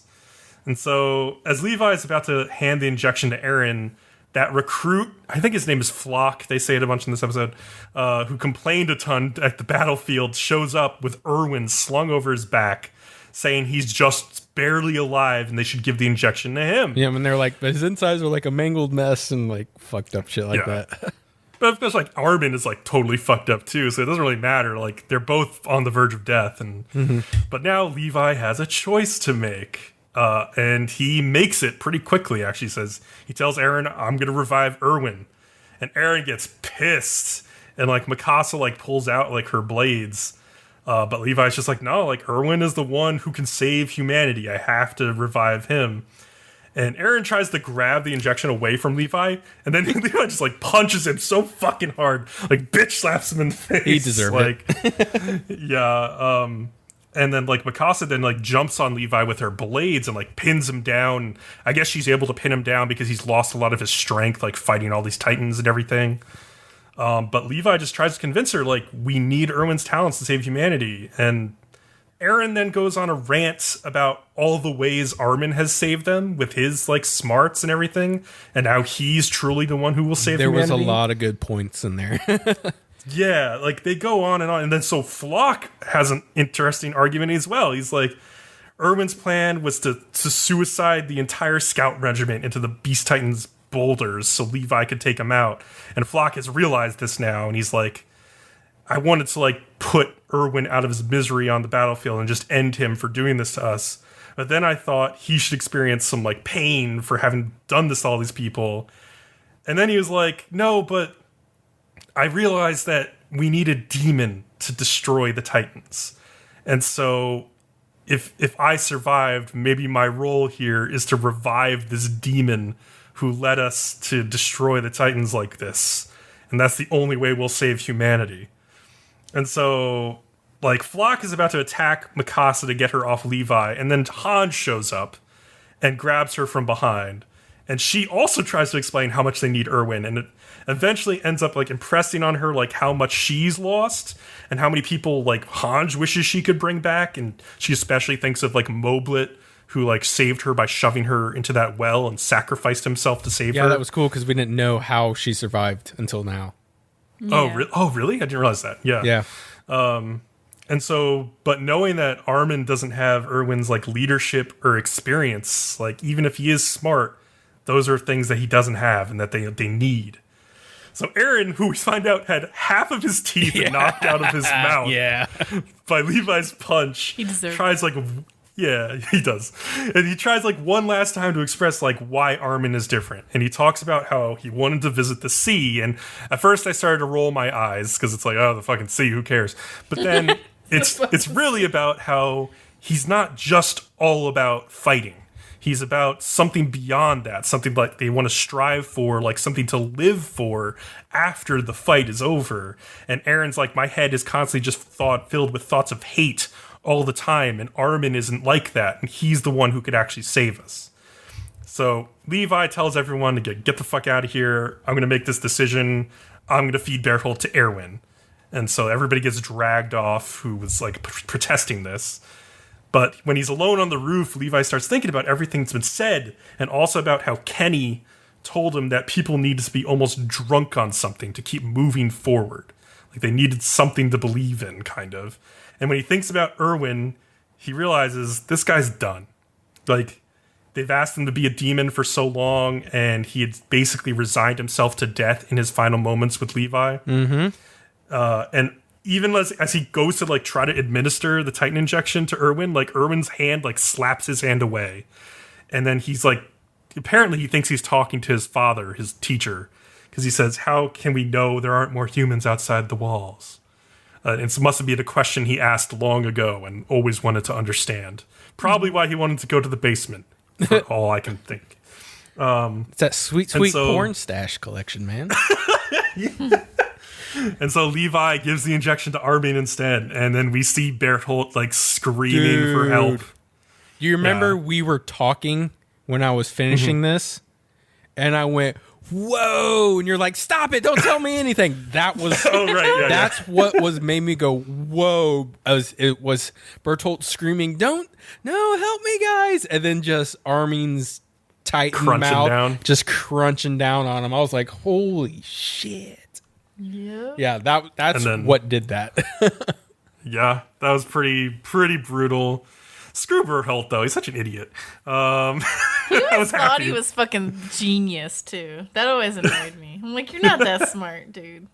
He's not, yeah. And so Erwin dies, and then Armin reemerges as a human out of his Titan form, because he can shift back now. And he has the Colossal Titan's powers and memories. So That's going to be very interesting. What the most interesting part is probably what he's going to find from the memories. Yeah, I totally agree. Like, I'm sure he'll be able to use the Colossal Titan's powers in probably more interesting ways than Bertolt ever did. But also, I just really want to know what Bertolt knew, though I wish they had gotten Reiner's memories instead. Because, like, I feel like he knew more. But, yeah. Maybe. I don't know. Maybe. So, yeah. Yeah, anything you guys particularly liked about this episode? I don't know. I just taking it all in. Mostly, I'm just like, I wonder if Armin's gonna remember being a Titan. Being a what? Being a Titan. Cut out a little. Just like crunching. Just been like, I dreamed I ate a yummy potato chip, but everyone's like, That was Bertolt. Wow, like Bertolt was delicious. Like with Kat, I was like, really, Armin's still alive? But then they kind of redeemed it by flat out killing Bertolt for me. So I was like, all right, better, but still not perfect. I was so pissed when Reinhard survived, though. Because, like, how much does it take to kill this fucking guy? He has, like, been on death's door, like, 6 times now or something. It's insane. Yeah, I think if anybody, man, they almost damn near needed to kill him, but they didn't, so. Yeah, I'm, like, really curious to see how they use the Colossal Titan's powers against other Titans as well, I guess. That's going to be interesting. What does that mean? So, okay, Colossal Titan's powers. Did he gain the giant size? Or I assume? Or did he gain the steam power he had? Good question. I mean, I guess we'll find out. I would assume he gained everything, but I'm not sure. Was the size a power? I feel like it was. I do feel like it was, but now I just now kind of thought about it. I'm like, I don't know. Yeah, I guess we'll find out. Yep. I don't know when they're going to next have to use it. All I know is that the next episode's title is The Basement. And I believe it's me who has that one, so that'll be fun. If they don't fucking reveal some shit next episode, I'm gonna kill someone in that team. The episode just ends with, like, half of the episode, like 20 minutes of it is just them looking for the basement.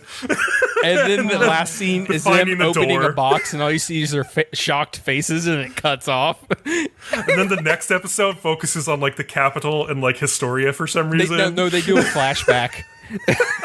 You're just Can you imagine the outrage? Oh my god. The thing is, everyone would keep watching it, but god, they'd be so fucking pissed. They'd be so angry. Fucking tease. Cock tease bastards. All right, well, let's talk about One Punch Man. Kat, you had episode 8. One Punch. Okay, so this episode was kind of a shit show. As are all One Punch Man episodes. But I just love the idea of this badass daddy of One Punch coming to save us all. I can't badmouth it too much, but I still was a little disappointed. Well, to be fair, he barely did anything this episode. I mean, he showed up in daddy form at the end, though. At the end, yeah. He somehow got his whole outfit back at the end there. I feel like when he's in that form, like, no one should be able to call him anything but daddy.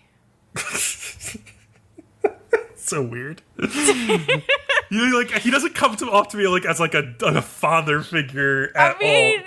Not that a daddy is a father figure in I don't this think sense. that's what people have in mind when they ask people to call them daddy. Bcom. I don't. Sure they don't. I'm just saying he's a badass motherfucker when he's like that. I'm just like, This episode's called The Resistance of the Strong. Suryu is congratulated on winning the tournament. Everyone's like, yay, you won. And he's like, I don't feel like I won. And suddenly monster crowbird things come down from the fucking sky. And they're carrying these competitors that were taken to the hospital. I'm like, you can't even let them leave? Like, and then they declare, like, oh, we're going to turn everyone here into monsters. And the main guy is Goketsu. who was the first champion of the very first super fight, and he's apparently turned into a monster. I guess they like found him when he was like hurt, and they changed him into one. And now he's all gung ho, like everyone should be a monster, dude. So he wants everyone to be a monster.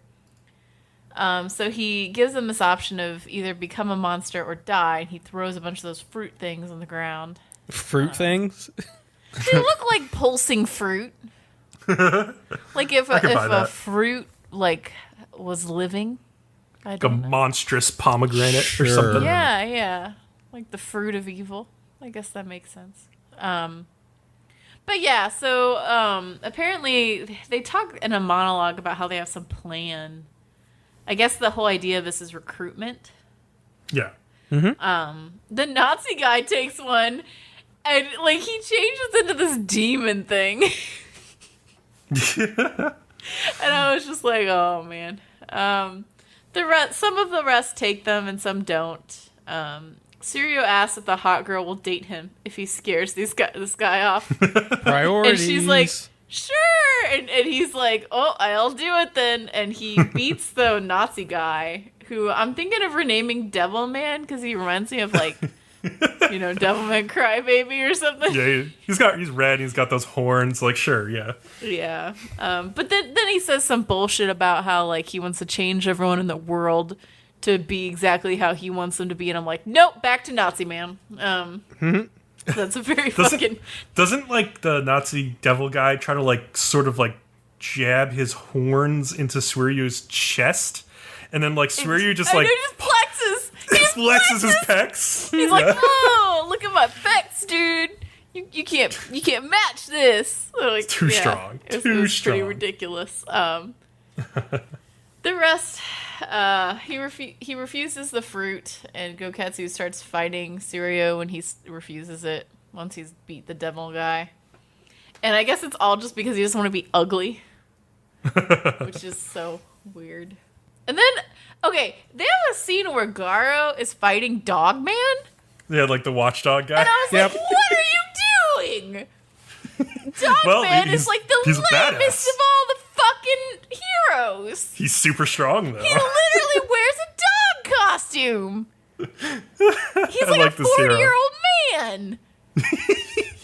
Stop it. He's man's best friend. I was so angry. I was like, Garo, you know better. You don't need to fight this shit.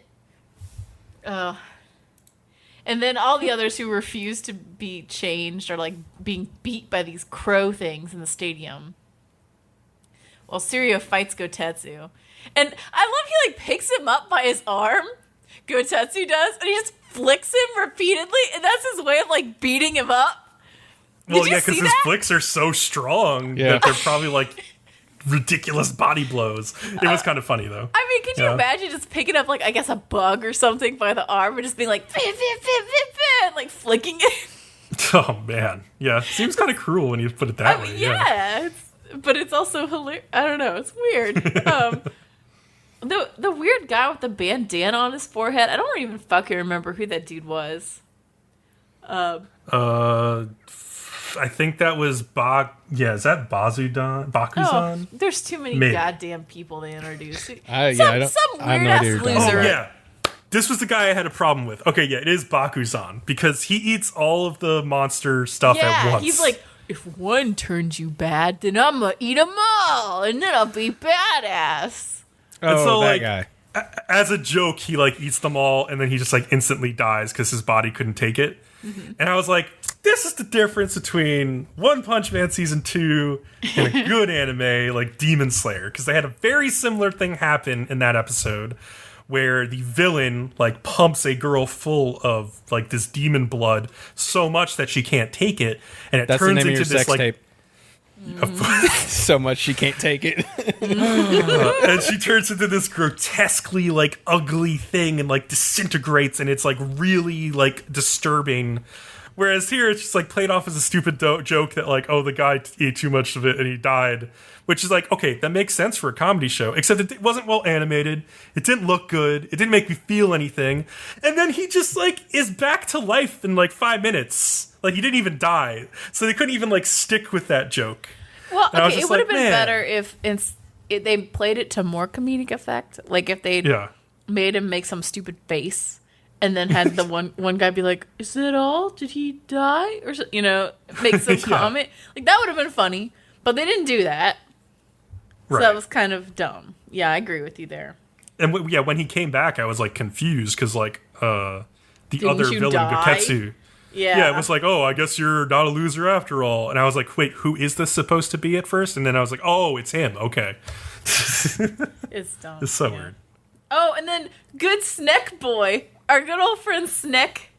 He comes back. Good Sneck, good boy Sneck. He comes back to help Suryu, and all of them are like, together we'll do something. And for a second I was like, are you really gonna do this bullshit? Like, the corny bullshit with like, together we can defeat it.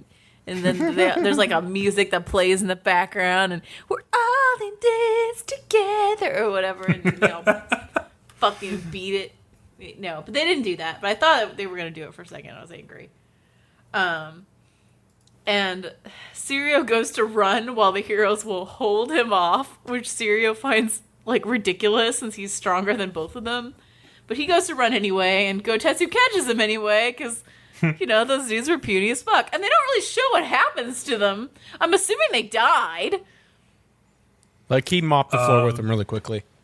Yeah, I don't know. Maybe I almost wish the show would go a little dark sometimes, and instead of it being like, oh, we don't know what happened, just show their like mangled bodies or something. Yeah, you can't just be like, oh, and now they don't exist. Like, come on. It's a little too lighthearted. Yeah. Yeah. It reminds me of like scenes in Naruto where they fucking kill people, and they're like, nope, that never happened. Where did those people go? And you're just like, come on. Like, but anyway, I guess the monster phase is going into a new phase now, since they have a hostage and they've terrorized everyone and they've made people monsters. And so after Suryu's beat up like fucking bad by Gotetsu, he's like, well, my job's done, and leaves, which I thought was bizarre because he said he was going to kill him, but he didn't. Yeah. Well, he kind of says he needs to run. I think he realizes he can't kill him at that point. He's just too strong. It would be pretty easy to kill him. He was pretty fucking done. Maybe, yeah. I feel like no matter what, if you cut someone's head off, they're gonna die. Just saying. Plot hole. Then after Suryu's beaten and Gotetsu leaves, that dumb ape dude who ate all the fucking fruit is like, I'm gonna beat you some more because I like to hit people when they're down. And he starts beating them, and I'm like, okay. And Suryu's like, oh, help me. I've got nothing to lose. And he realized, and then he has that like weird like moral moment. Like it kind of felt forced, but he realizes that heroes mean hope, and now he has no hope, and that sucks. I guess it does make sense, since Suryu always could take care of himself, that he wouldn't understand the concept of a hero, because like as someone who's never needed help himself in that way or felt in danger, I'm sure it's frightening to realize that for the first time. But it did feel a little bit corny. Yeah. And suddenly Saitama appears in his daddy form and is like, I'm a daddy and I'm going to save you. And then the episode ends and I'm like, oh. But that was the episode. And it was okay, but like... Yeah. It was fine. There's more fighting going on forward, so... Yeah, I was just disappointed because, like, it's just this kind of that one part just like kind of exposed a lot of the problems I have with the show. Because it's like, first of all, we don't care about Bakuzan dying in any case because we don't care about Bakuzan at all. No, we don't. We don't give a fuck. And then we don't care about him actually surviving because we didn't even care about him dying. So, like, that whole part of the episode just does nothing for me. I'm just like, okay, I guess this was kind of like a goofy joke, and then I don't care. And so, like, yeah, there's just like a lot of parts of this show that end up being like that, where it's like something happens to someone who I don't care about, and I don't care. That's like part of the show. I don't know. Needs more Saitama and Genos, I feel like, at this point. But the show is It will continue to be all over the place like that. So, okay. It is weird. Yeah. Speaking of weird shows, Sarazanmai, episode 8. I want to connect, but we'll never meet again. Thank God. I liked this episode a lot. Very much leaving the formula behind at this point. So the episode starts off with Toei talking about how he has to give up what is most precious to him because his brother did it for him when he was younger, like 4 years ago, and that allowed him to survive. And like Toei has a flashback of when he threw a soccer ball off the bridge in Asakusa because he was giving up distractions to survive with his brother.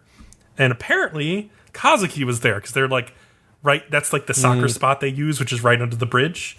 And so Kazuki's like, "What are you doing throwing that soccer ball away?" And like Toei explains and like basically takes off that Masanga bracelet because it was his originally, and he throws it to Kazuki, who holds on to it and told him like some dreams come true because you're disconnected. And in the present, Toei doubts Kazuki would like even remember any of this, so he doesn't talk to him about it. But yeah, his older brother Chikai shows up and tells Toei he thinks his guys found out what he did 4 years ago, shooting that Yakuza dude. And Toei's like, "I'm going to go with you, but I need just like a little bit of time to make sure some of these guys I know are okay." And Chikai kind of like smiles and laughs at him like this because he's like, "I haven't seen you make this kind of face in a long time." And then he just tells him like, "You only get 1 day though, like that's it." And so Enta, meanwhile, is taking out his frustration on a pachinko machine, and like Chikai just randomly shows up at this pachinko parlor and talks to him. And he tells Enta like, "When everything sucks, just throw it all away. You don't get extra lives." And then he takes one pachinko ball and then just like hits the jackpot like immediately, which is kind of funny. Bullshit. Yeah, like that's pretty lucky. Goddamn. And it turns out this episode, the cops are looking for Chikai in connection with like fraud and the shooting from 4 years ago. Like he's the next Kappa zombie fodder. And so Enta sees them and helps Chikai sneak out the back of the pachinko parlor, and they get to talking. And soon Enta realizes that Chikai is Toei's older brother, and he's like, "Oh, I'm going to help him now because that'll like help him get Toei out of the way, and he'll have Kazuki all to himself." But Kazuki is really pissed at Enta for betraying them by stealing the dishes of hope, and he wants to get them back. And Toei tries to explain that Enta probably had his reasons, and like Kazuki's like, "What reason could he possibly have?" And Toei's like, "It's not my place to tell you that fucking Enta is in love with you, dude." And so, meanwhile, Enta and Chikai, they're at this amusement park. It's called Hana Yashiki, which I looked up. It's actually in Asakusa, Tokyo, and it's been operating there since like 1853. It's like super old. And they watch as these guests like ride on this thing that's called the Bee Tower, which is like a ride that has these like candy house gondolas that like take people up high into the air so they can get like a really cool view of like Asakusa and everything. And basically like Chikai like flashes back and remembers like throwing his gun into the river that they used to like shoot that guy 4 years ago. And he also remembers how he basically forced Toei to give up something that was precious to him, which was soccer, and regrets taking that away from him. And Enta like is looking at a picture of like child Toei on like his older brother's phone and sees the Misanga bracelet, and he starts freaking out, realizing that Toei must have given it to Kazuki. And so Chikai says Toei must have wanted somebody to like remember how much soccer meant to him before giving it up. And so they leave the park just ahead of the cops, but they are confronted by a Yakuza dude who has like a weird like mouth when he turns to the side. He looks like a snake or something. And Chikai proves the guy that goes, yeah, he goes like, and he makes like ridiculous noises. Like, well, first, like Chikai proves he's not the greatest guy because like when he sees this guy coming for him, he just like kicks Enta towards him, and like the Yakuza guy is like charging at him with like a short katana blade, nearly stabs Enta in like the chest, but it allows Chikai to get away. But it's funny because like anytime this Yakuza guy like charges, he makes like a like stupid noise, like it's really goofy. And then, like, Reo and Mabu show up, and the Yakuza guy's about to beat up Enta for being with Chikai. And the Yakuza, like, attacks Reo, but he, like, easily trips him, sends him sprawling onto the ground. And Reo ends up shooting him in the head with, like, his, like, desire or love revolver. And that, unfortunately, 2 real cops pass by, and they, like, see this body. Yeah, I almost wanted, like, when you did the love revolver for, like, a weird sound effect to come out, like, wow! Or something. Yeah, it just sounds like a real gun, doesn't it? Yeah. I was like, oh, that's not as fun. And so these cops, like, are like, what the hell? This isn't going to pass for self-defense. And then sneakily, Mabu, like, flicks these, like, otter pins onto the chest of each of the cops. And it, like, brainwashes them into believing that Chikai was the one who shot the Yakuza instead of Ryu. And Wouldn't they first just be worried, like, why the fuck did you have a gun? Because don't Japanese cops not have guns? There's, like, very few guns in Japan. Yeah, I don't think they carry guns. I know, like, I wouldn't think that their first question would be, this won't pass as self-defense. Their first question would be, where'd you get the fucking gun? Like, that's true. It's a good point. Yeah. Meanwhile, Sara, Azuma, and Kepi are in, like, a movie theater, and Sara tells him she's been watching Ryu and Mabu and believes they have captured Dark Kepi. I really laughed hard at this, that they actually just straight up called him Dark Kepi. It's such a simple way to call him, but whatever. And Kepi is, like, surprised that these cops are still alive, which was interesting to me. I guess they've been around for a long time, so he thought they were gone, I guess. But Sara has this machine that she's like, it'll freeze them instantly. We just have to keep them alive, and we can capture them alive with this. And plans to use it, but, like, first wants to eat some ramen with cucumber instead. And so bizarre. she starts sprinkling some pepper on her cucumber, and, you know, the pepper top, like, falls off and, like, splashes down into the ramen, and the cloud of pepper makes her sneeze, and, like a horse or something, she kicks out her leg when she sneezes and kicks Kepi right into the freeze machine, and he gets frozen into a block of, like, solid ice. And then before she can help him, she's like, oh shit, I have to go do a live broadcast. I'll talk to you later. So meanwhile, Enta found Chikai again, who tells him, like, hey dude, sorry, but, like, bad people are the ones who get to survive in this world. And then before they can really talk much, he gets a call from his friend Masa, who's going to help him escape. And Enta gets a call from Toei, who's, like, calling to try to patch things up with Enta. And Enta asks about, like, what the fuck is up with this Masanga? Did you give it to him? And Toei basically just says, like, he's not going to tell Kazuki about it, and that he's going to go live for his brother instead, and that Enta and Kazuki should just go on being the golden combo together like they always have been. Blah, blah, and Enta blah. can... Yeah, they hang up, and Enta's like, that kid's a fucking terrible liar. Yeah. Oh, what were you going to say, Kat? I said, whenever Enta talks, he just, like, instead of words, when it has to do with Toei, like, they should just have something come out of his mouth that just says, jealousy, jealousy, jealousy. Jealousy. Just, like leaking off his body. Yeah. That's true. It's like, I know you want Kazuki to ram you, but he doesn't understand. You're going to have to be more direct. I don't know what you want. It's not like Toei is trying, but, like, apparently they had a spark. Because, I mean, yeah. Have we talked about that yet? No, we haven't. So. No, not yet. But, like, yeah, I mean, well, here's this phone call that comes between Toei and Kazuki.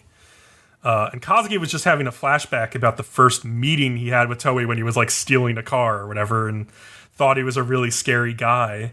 But yeah, when he gets on the phone with him, Toei tells Kazuki he's leaving town, and that people realize they were connected once they no longer are. And then he has to protect the connections he still has, meaning his brother. And so Toei gets on this boat with Chikai and heads out of Asakusa. Enta finds Kazuki at, like, the Kappa Plaza, and he's brought the dishes of hope with him. And he's like, we need to go save Toei and get him back before it's too late. And then Kazuki, who hasn't seen Enta since he betrayed them, is fucking just pissed and grabs Enta and just punches him right in the face. You're just like, fuck you, basically. Because, like, he's right. Like, if you hadn't taken the dishes, they probably could have helped Toei. He might have been able to stay. And Kazuki, like, Enta just tries to sort of, like, apologize, and Kazuki doesn't have any of it. Just tells Enta, like, I'm done with you, and, like, because you betrayed us. Like, why should I even listen to anything you have to say? And so, just then, Reo and Mabu arrive, though, and see the dishes of hope on the ground, is what they've always wanted. And Reo lifts his gun to shoot Kazuki in the head, but just as he's going to do it, there's, like, a transition scene. You hear Enta scream out, and then you see the glasses fly off, and then like a spurt of blood. And so Enta jumped in front of him to take the bullet in his chest, because he's fucking obsessed. He loves him. And you know, Reo and Mabu take the dishes and leave. And Mabu's kind of nice for a robot, and tells Kazuki, like, you know, call for help. You might still be able to save him. And as Enta is sort of like fading in Kazuki's arms, he just like looks up at him. He tries to jokingly say that he hates him, but he can't even bring himself to do it because he loves him too much to do it. And so he just sort of like passes out. And so after the ED, Toei gets a call from Kazuki. He's on the boat, but he chooses to just ignore the call. And then like a bunch of cops have shown up, having heard the gunshots near Kappa Plaza. And that's the end of the episode. So, yeah, lots and lots and lots of drama this episode. I feel like Enta sort of got what he deserved with the punch in the face, but maybe not getting shot. But I wonder if he'll be able to save Enta before he dies, or if Enta will end up like getting changed into like a Kappa zombie somehow to save him. They never even showed where he got shot either. Yeah. They did. It was like in his chest. Oh, they I did? saw the blood. It was not in his head. It was in his chest, yeah. Did we talk about how Toei used to be friends with Kazuki? Toei is friends with Kazuki? What do you mean? Like as Remember like a little the kid? flashback? Yeah. Yeah. I talked about that near the beginning where like he threw away the soccer ball. Yeah. Shit, you're putting 'cause Cat I to think sleep that's too, really- Bcom. Well, Fuck. because you're not... It's a long episode. So, like, I thought that was very interesting. The idea that Toei and Kazuki had this past that Toei never brought up before. Yeah. And it almost feels like Toei is like Kazuki's ex or something.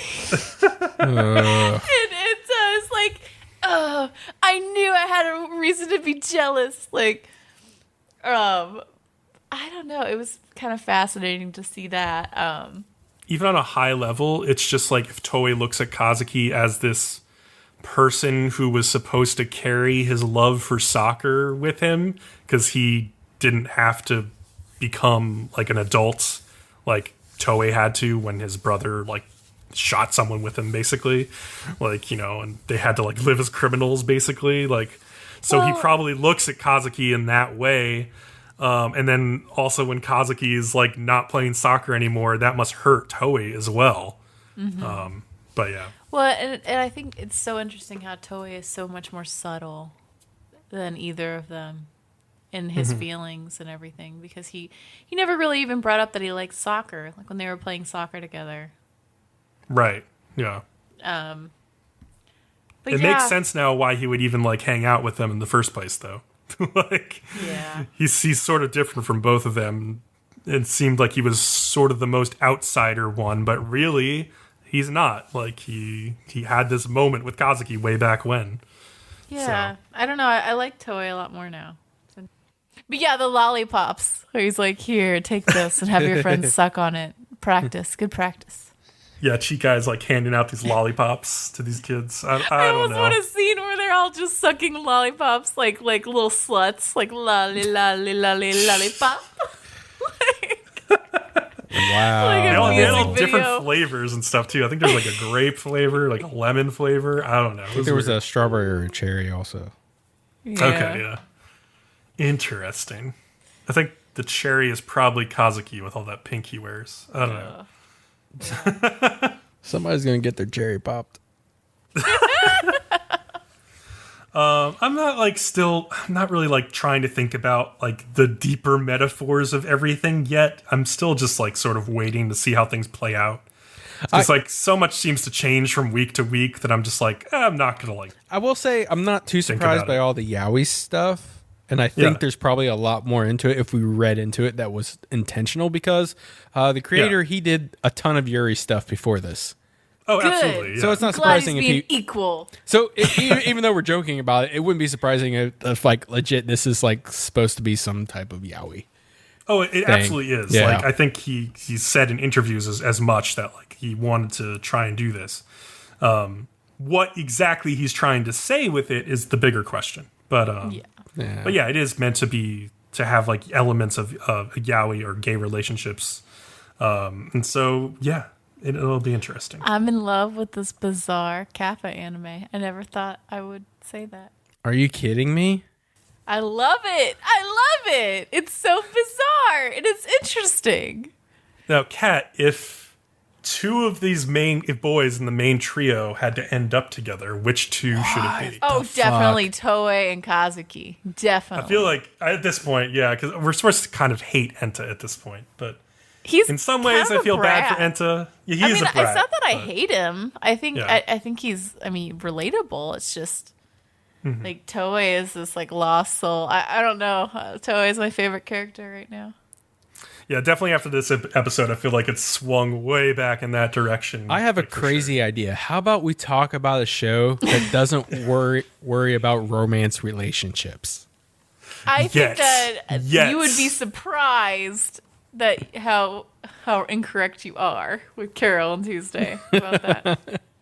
Well, yeah, we got an interesting stalker relationship this episode. But yeah, Leo, tell us about... Or actually, it's me. No, this is Kat. Kat's going to tell us about all the young dudes. This is the week where I have all but one show in the first half of the show, and I don't have anything in the second. Okay, so Angela has a new man... Oh, I think that the title of this one is actually really interesting, too. It's called, like, All the Young Dudes. Yeah, it's David Bowie wrote this song, but it was performed by, Mott the Hoople in 1972. Oh, it's a song? So, yeah, it's a song. All of the titles are songs. Yep. I thought it was like a weird reference, like All the Single Ladies or something. I was like, I don't know what that is. No. Okay. Yeah. Angela has a new manager named Katie, who's a big fan, and she's just right off the bat is like, all right, how can I torture this poor child? This poor girl. I know, and it's like, you must, it gives her all these rules, and she's like, you're kidding, right? And she's like, no. And she's like, fuck. And I guess Angela's on the way to the lobby of Mars Brightest, and she gets there just the same time as Carole and Tuesday do. But obviously everyone's just very interested in Angela, and they're not interested in Carole and Tuesday at all. And it's very obvious that she's getting special treatment. Like, they have a dressing room for her and then a dressing room for others. I mean, it makes sense. She is like the big celebrity star. I mean, and everybody else is just an unknown. Usually they have male and female dressing rooms at least. Because you don't want to... They often have separate dressing rooms for like the big star of something. That's true. Know? Yeah. But yeah, so the social media guy is so obnoxious to me. Something about his like, okay, now I'm doing this. Oh, Pyotr? Pow! Yeah. And I'm just like, you need to fucking step off. If that also, guy came up to me, yeah. I was going to say, it's just like the fakest performance I've ever seen. Which is how they're probably what it is. How they're putting it out there, but that's why I know that's why you hate it, because I hate it too. Because I'm like, you are so fucking fake. Get the fuck out of here. I can't stand people who are like falsely nice or falsely charismatic. I'm just like, I don't know if he is false. I think he just is that guy. No, like it has to be fake. No one is like that. No one is like that. He's just bought into this like social media thing. He's like a social media influencer type person, right? Like, and he's all about like getting the clicks and like pow and all that bullshit. And there are some people who are just that. Like, that's it. That's their life. I don't know. I don't know. I just want to strangle him slowly until he shuts his mouth and stops talking like that. I don't know. Well, you are like Catherine on the judge later. She's the same way. But yeah, then they, like, Carole and Tuesday are stopped outside the dressing room, and they meet this fan called Cybele, who actually I had trouble figuring out if it was a girl or a boy. I felt like it was a boy.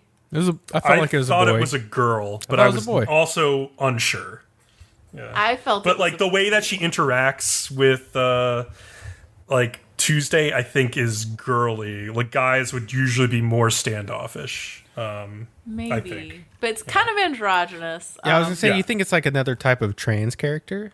Maybe. It could be, but like their other trans characters have been so obvious to this point that I don't know about that. It's very subtle. It's like a trap kind of trans, if it is, which is a terrible. I mean, I know you're not supposed to use that word, but it's a very traditional anime. Otoko noko is like the word. Yeah, it's like we don't know what is it. It's not obvious.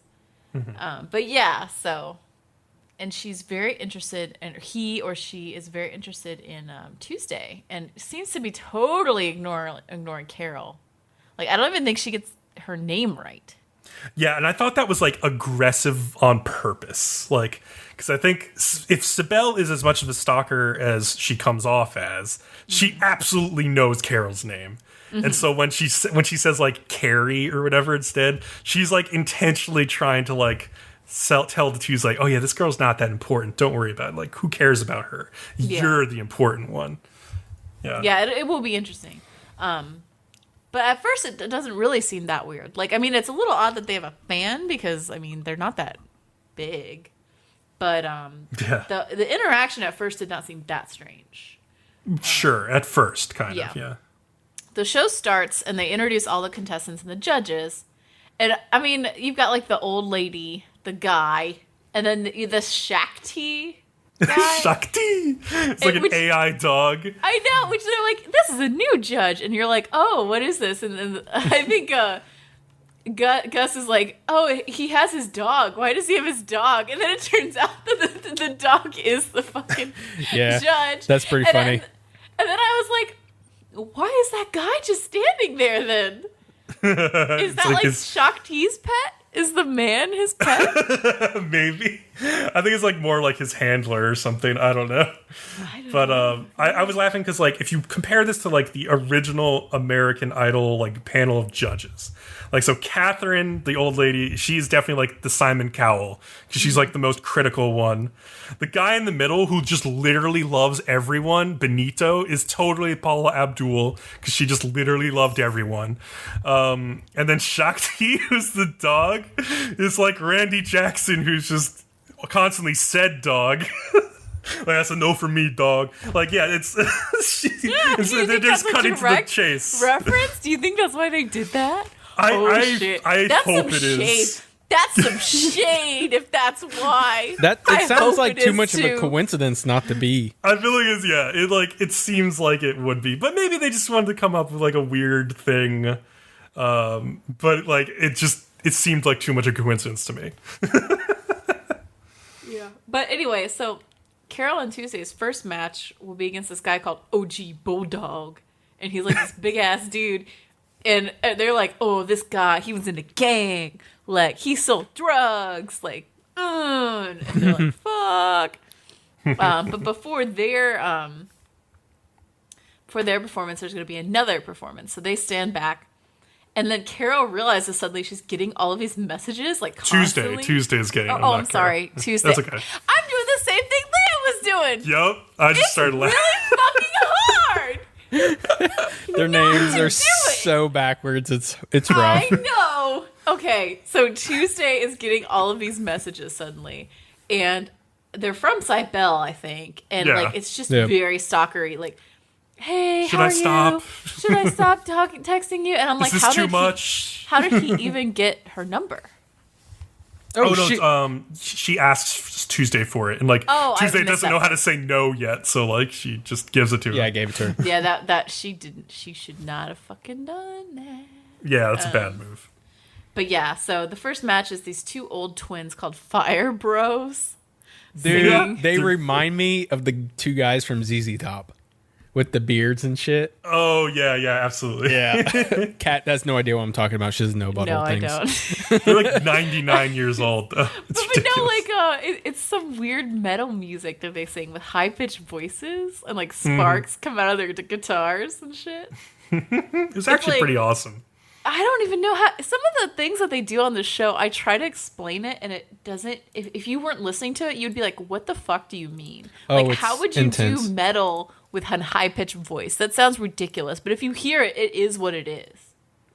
And the vocalist from the band for this in real life is called Sing Man. I've never heard of them before, but they did a never. really good job. Kat, with this. I put a picture in the chat of the two ZZ Top guys I'm talking about, and if you look at it, you'll know what exactly I'm talking Oh about. man, they Really are. are.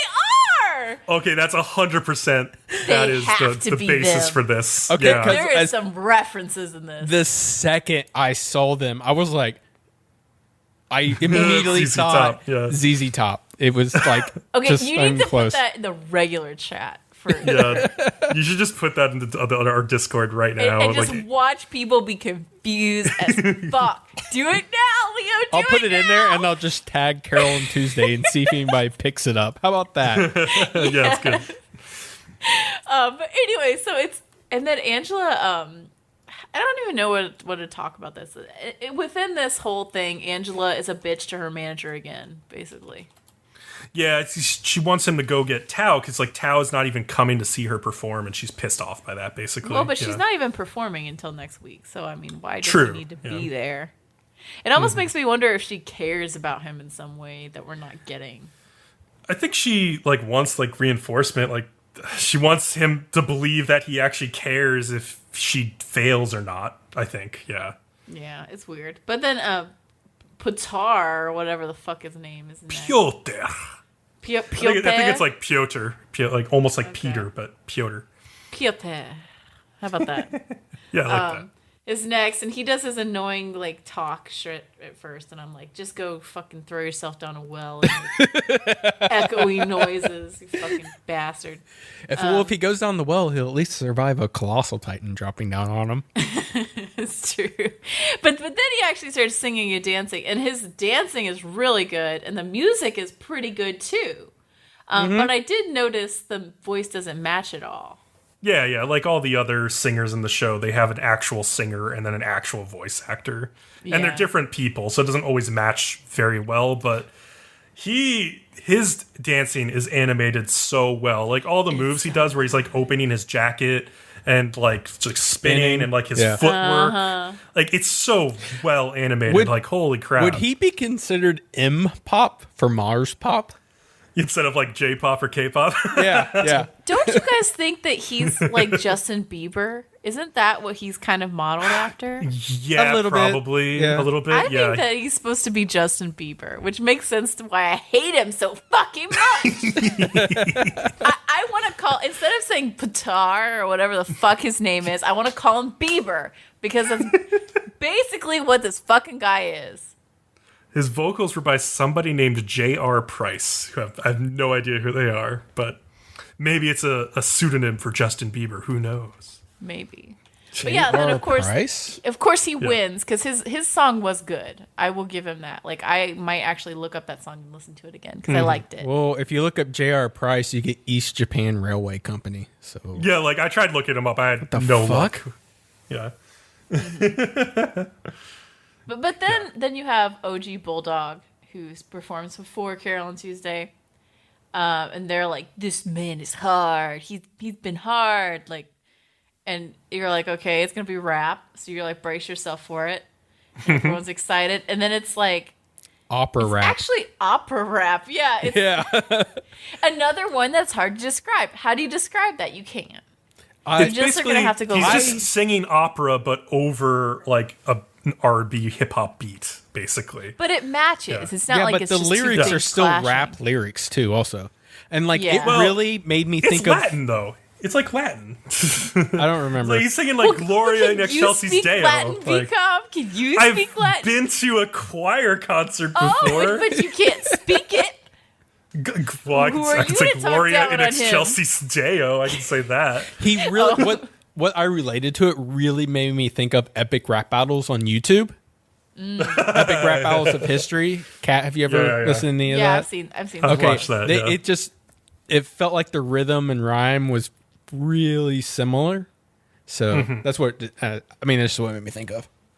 But yeah, and then they finally introduced Carole Tuesday, and the AI actually seems pretty interested since he hears they don't use AI to write their songs, which I guess is very unusual now. Yeah, which I actually wonder how much that's involved in the songs we listen to now, like in today's day and age. Probably quite a bit. Yeah. I mean, I know they have some writers who actually write songs and then they just give them to people, but I'm sure AI is also used in some way. I don't know. Side note. But the song is called Whisper My Love. And everyone's pretty interested since it's kind of unlike anything they've heard and everyone's very quiet during it. I liked it. It wasn't my favorite one they've done. Yeah. That's the same way I feel about it. I thought it was solid, but I also think what the judge says about them is really interesting. It's kind of the way I felt about the song too, is that it's kind of normal and plain compared to everybody else in the show. But still unique in its own way. Yeah. Yes. Like they get by because they're like fresh and like innocent and they write their own thing and that's unique in its own way. Yeah. But it's pretty boring, really. Yeah, like if this was in like a competition on TV in our world, like they would just get voted off like immediately in favor of OG Bulldog. Well, also because they won, the judges found out that the OG Bulldog's whole persona was a fucking lie. Exactly. Which was funny. Yeah. That was pretty good. His grandma comes on and is like, "Oh, Charlie? He's a good boy. He's not a drug dealer. He works at the drugstore." That was actually pretty hilarious. I liked that a lot. It was good. He's like, "Shut up, Grandma." My whole rap career is gone. I know. It's like, what'd you do? Oh, and then Angela confronts them after the show and says, like, "I hate your song and I hate amateurs. And basically, fuck you," and like storms off. And her manager's like, "I'm sorry." The show flat out says it. I'm like, oh, she feels threatened. This is your true rival. But then the show fucking tells you that anyways afterwards. Like, you didn't need to do that. I figured it out really easily. I mean, but you have to assume in anime that people are dumb who are watching. I get it. Tuesday's definitely dumb. And like Gus Tess feels like he has to explain it to them as well. Like, yeah. Yeah.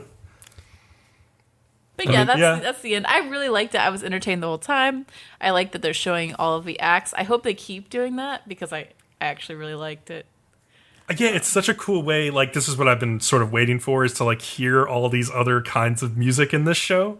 And it's such a good way to show it off in this like American Idol style competition. Because not only do we like get to hear their cool music, we get to see like how Carole Tuesday might potentially improve themselves because we have people judging them now. Mm-hmm. Do you think that they are going to change and be better through it? Because like right now, I would say like they are boring in a way. Yeah, I don't know. Like, I don't know if they will change that much. Like, it may be that they just stay true to themselves the whole time. I don't know. That's a good question. It'll be interesting to see how they handle that because I did think it was a very accurate way. I'm not sure if they're gonna just make the reactions different, but have it be the same kind of music. Like how people start being like, "Oh, it's so much better," but like really, it's not. One of the interesting things the show does is that like it starts off with that same intro of like their grand performance that won everybody over, you know. Mm-hmm. Right? Like, where are they going with this? Like, they are really setting the bar really high. Like, the final song is just going to, like, blow us out of our seats or something, is, like, what I'm getting. And I really hope they deliver. I really hope they deliver. I wonder if they will or if they'll, like, pull the rug out from under us. And it'll just be... It'll go completely wrong, but it'll be, like, something that is totally... makes sense for their characters. Just please don't be a sparkle pants show. Just don't be a disappointment like that. I don't even remember the name of that fucking show anymore. Oh, Sirius the Jaeger. I just call it the Sparkle Pants Show. You talk about it all the time. I have the show memorized. I just hate it. Like, yeah, don't be that and I'll be happy. Just be a little bit, give us a little bit of a happy ending that we can be satisfied with. That's all I ask. Also, Makes sense. I think if someone was like, you could trade Fruits Basket having 62 episodes for Carole Tuesday having 62 episodes, I may. That we're at this level of entertainment every episode? Yeah, not cut corners and everything, Ooh. but I think I would maybe want them to do 62 episodes of this. Yeah, I don't know if this story is gonna be able to sustain itself like for that long. Like I don't know if these characters I don't know can sustain if it that. could that long. Yeah. But if we're saying it was able to at the same level it is now, then yeah. Yeah, I would be into that for sure. I'm calling it now. Pyotr is going to come out in sparkle pants now, and you're just going to be your favorite character. I'm just gonna call him fucking Pyotr Bieber or whatever. I don't know, because that's what he is. I'm just waiting for the inevitable drama between Carole and Tuesday. Like, I really want them to fight. I don't want them to either. I don't want them to either. I'm gonna call it Bcom's favorite porn is like the ones where the girls wrestle in like tubs of stuff. Absolutely not. Like tubs of whipped cream or like things of water. That's what you watch. Have you ever seen the movie Stripes with like Bill Murray and Harold Ramis, like in John Candy back in the 80s? They're in the army and they're on like break and they go to like a women's mud wrestling match. Like it's bikini we're mud talking wrestling. About. She's never seen it. That's what I'm thinking about. Like when you say this, that's what I think about because I've never even seen that kind of porn. I mean, I've seen that kind of porn. I've never seen the movie you're referencing, but I feel like that's what you secretly jack off to, for you to want them to fight so bad. Like, why would you want them character drama. That's all I want. Like, let them fight Angela. That's what she's there for. Well, that's going to be fun. Like, I do want them to fight Angela for sure. That'll be interesting. But I feel like they're going to need to like bounce off each other to get better than... Otherwise, they just stay the same the whole time. I don't know. Or at least there's enough interesting characters everything. around them. I guess. Yeah. There's a lot of interesting characters around them, so that's keeping me interested for now. But they've been kind of static for a little bit, except, last episode we found out more about both of their backgrounds. But, I think, some of the best artists in music are ones who fought with each other constantly. And that conflict was able to create, incredible creative, thinking and expression. And so I'm waiting for that to happen. I want to hear the Carole Tuesday conflict era of their catalog. That'll be fun. Interesting. We're running long. Wrap us up, Bcom.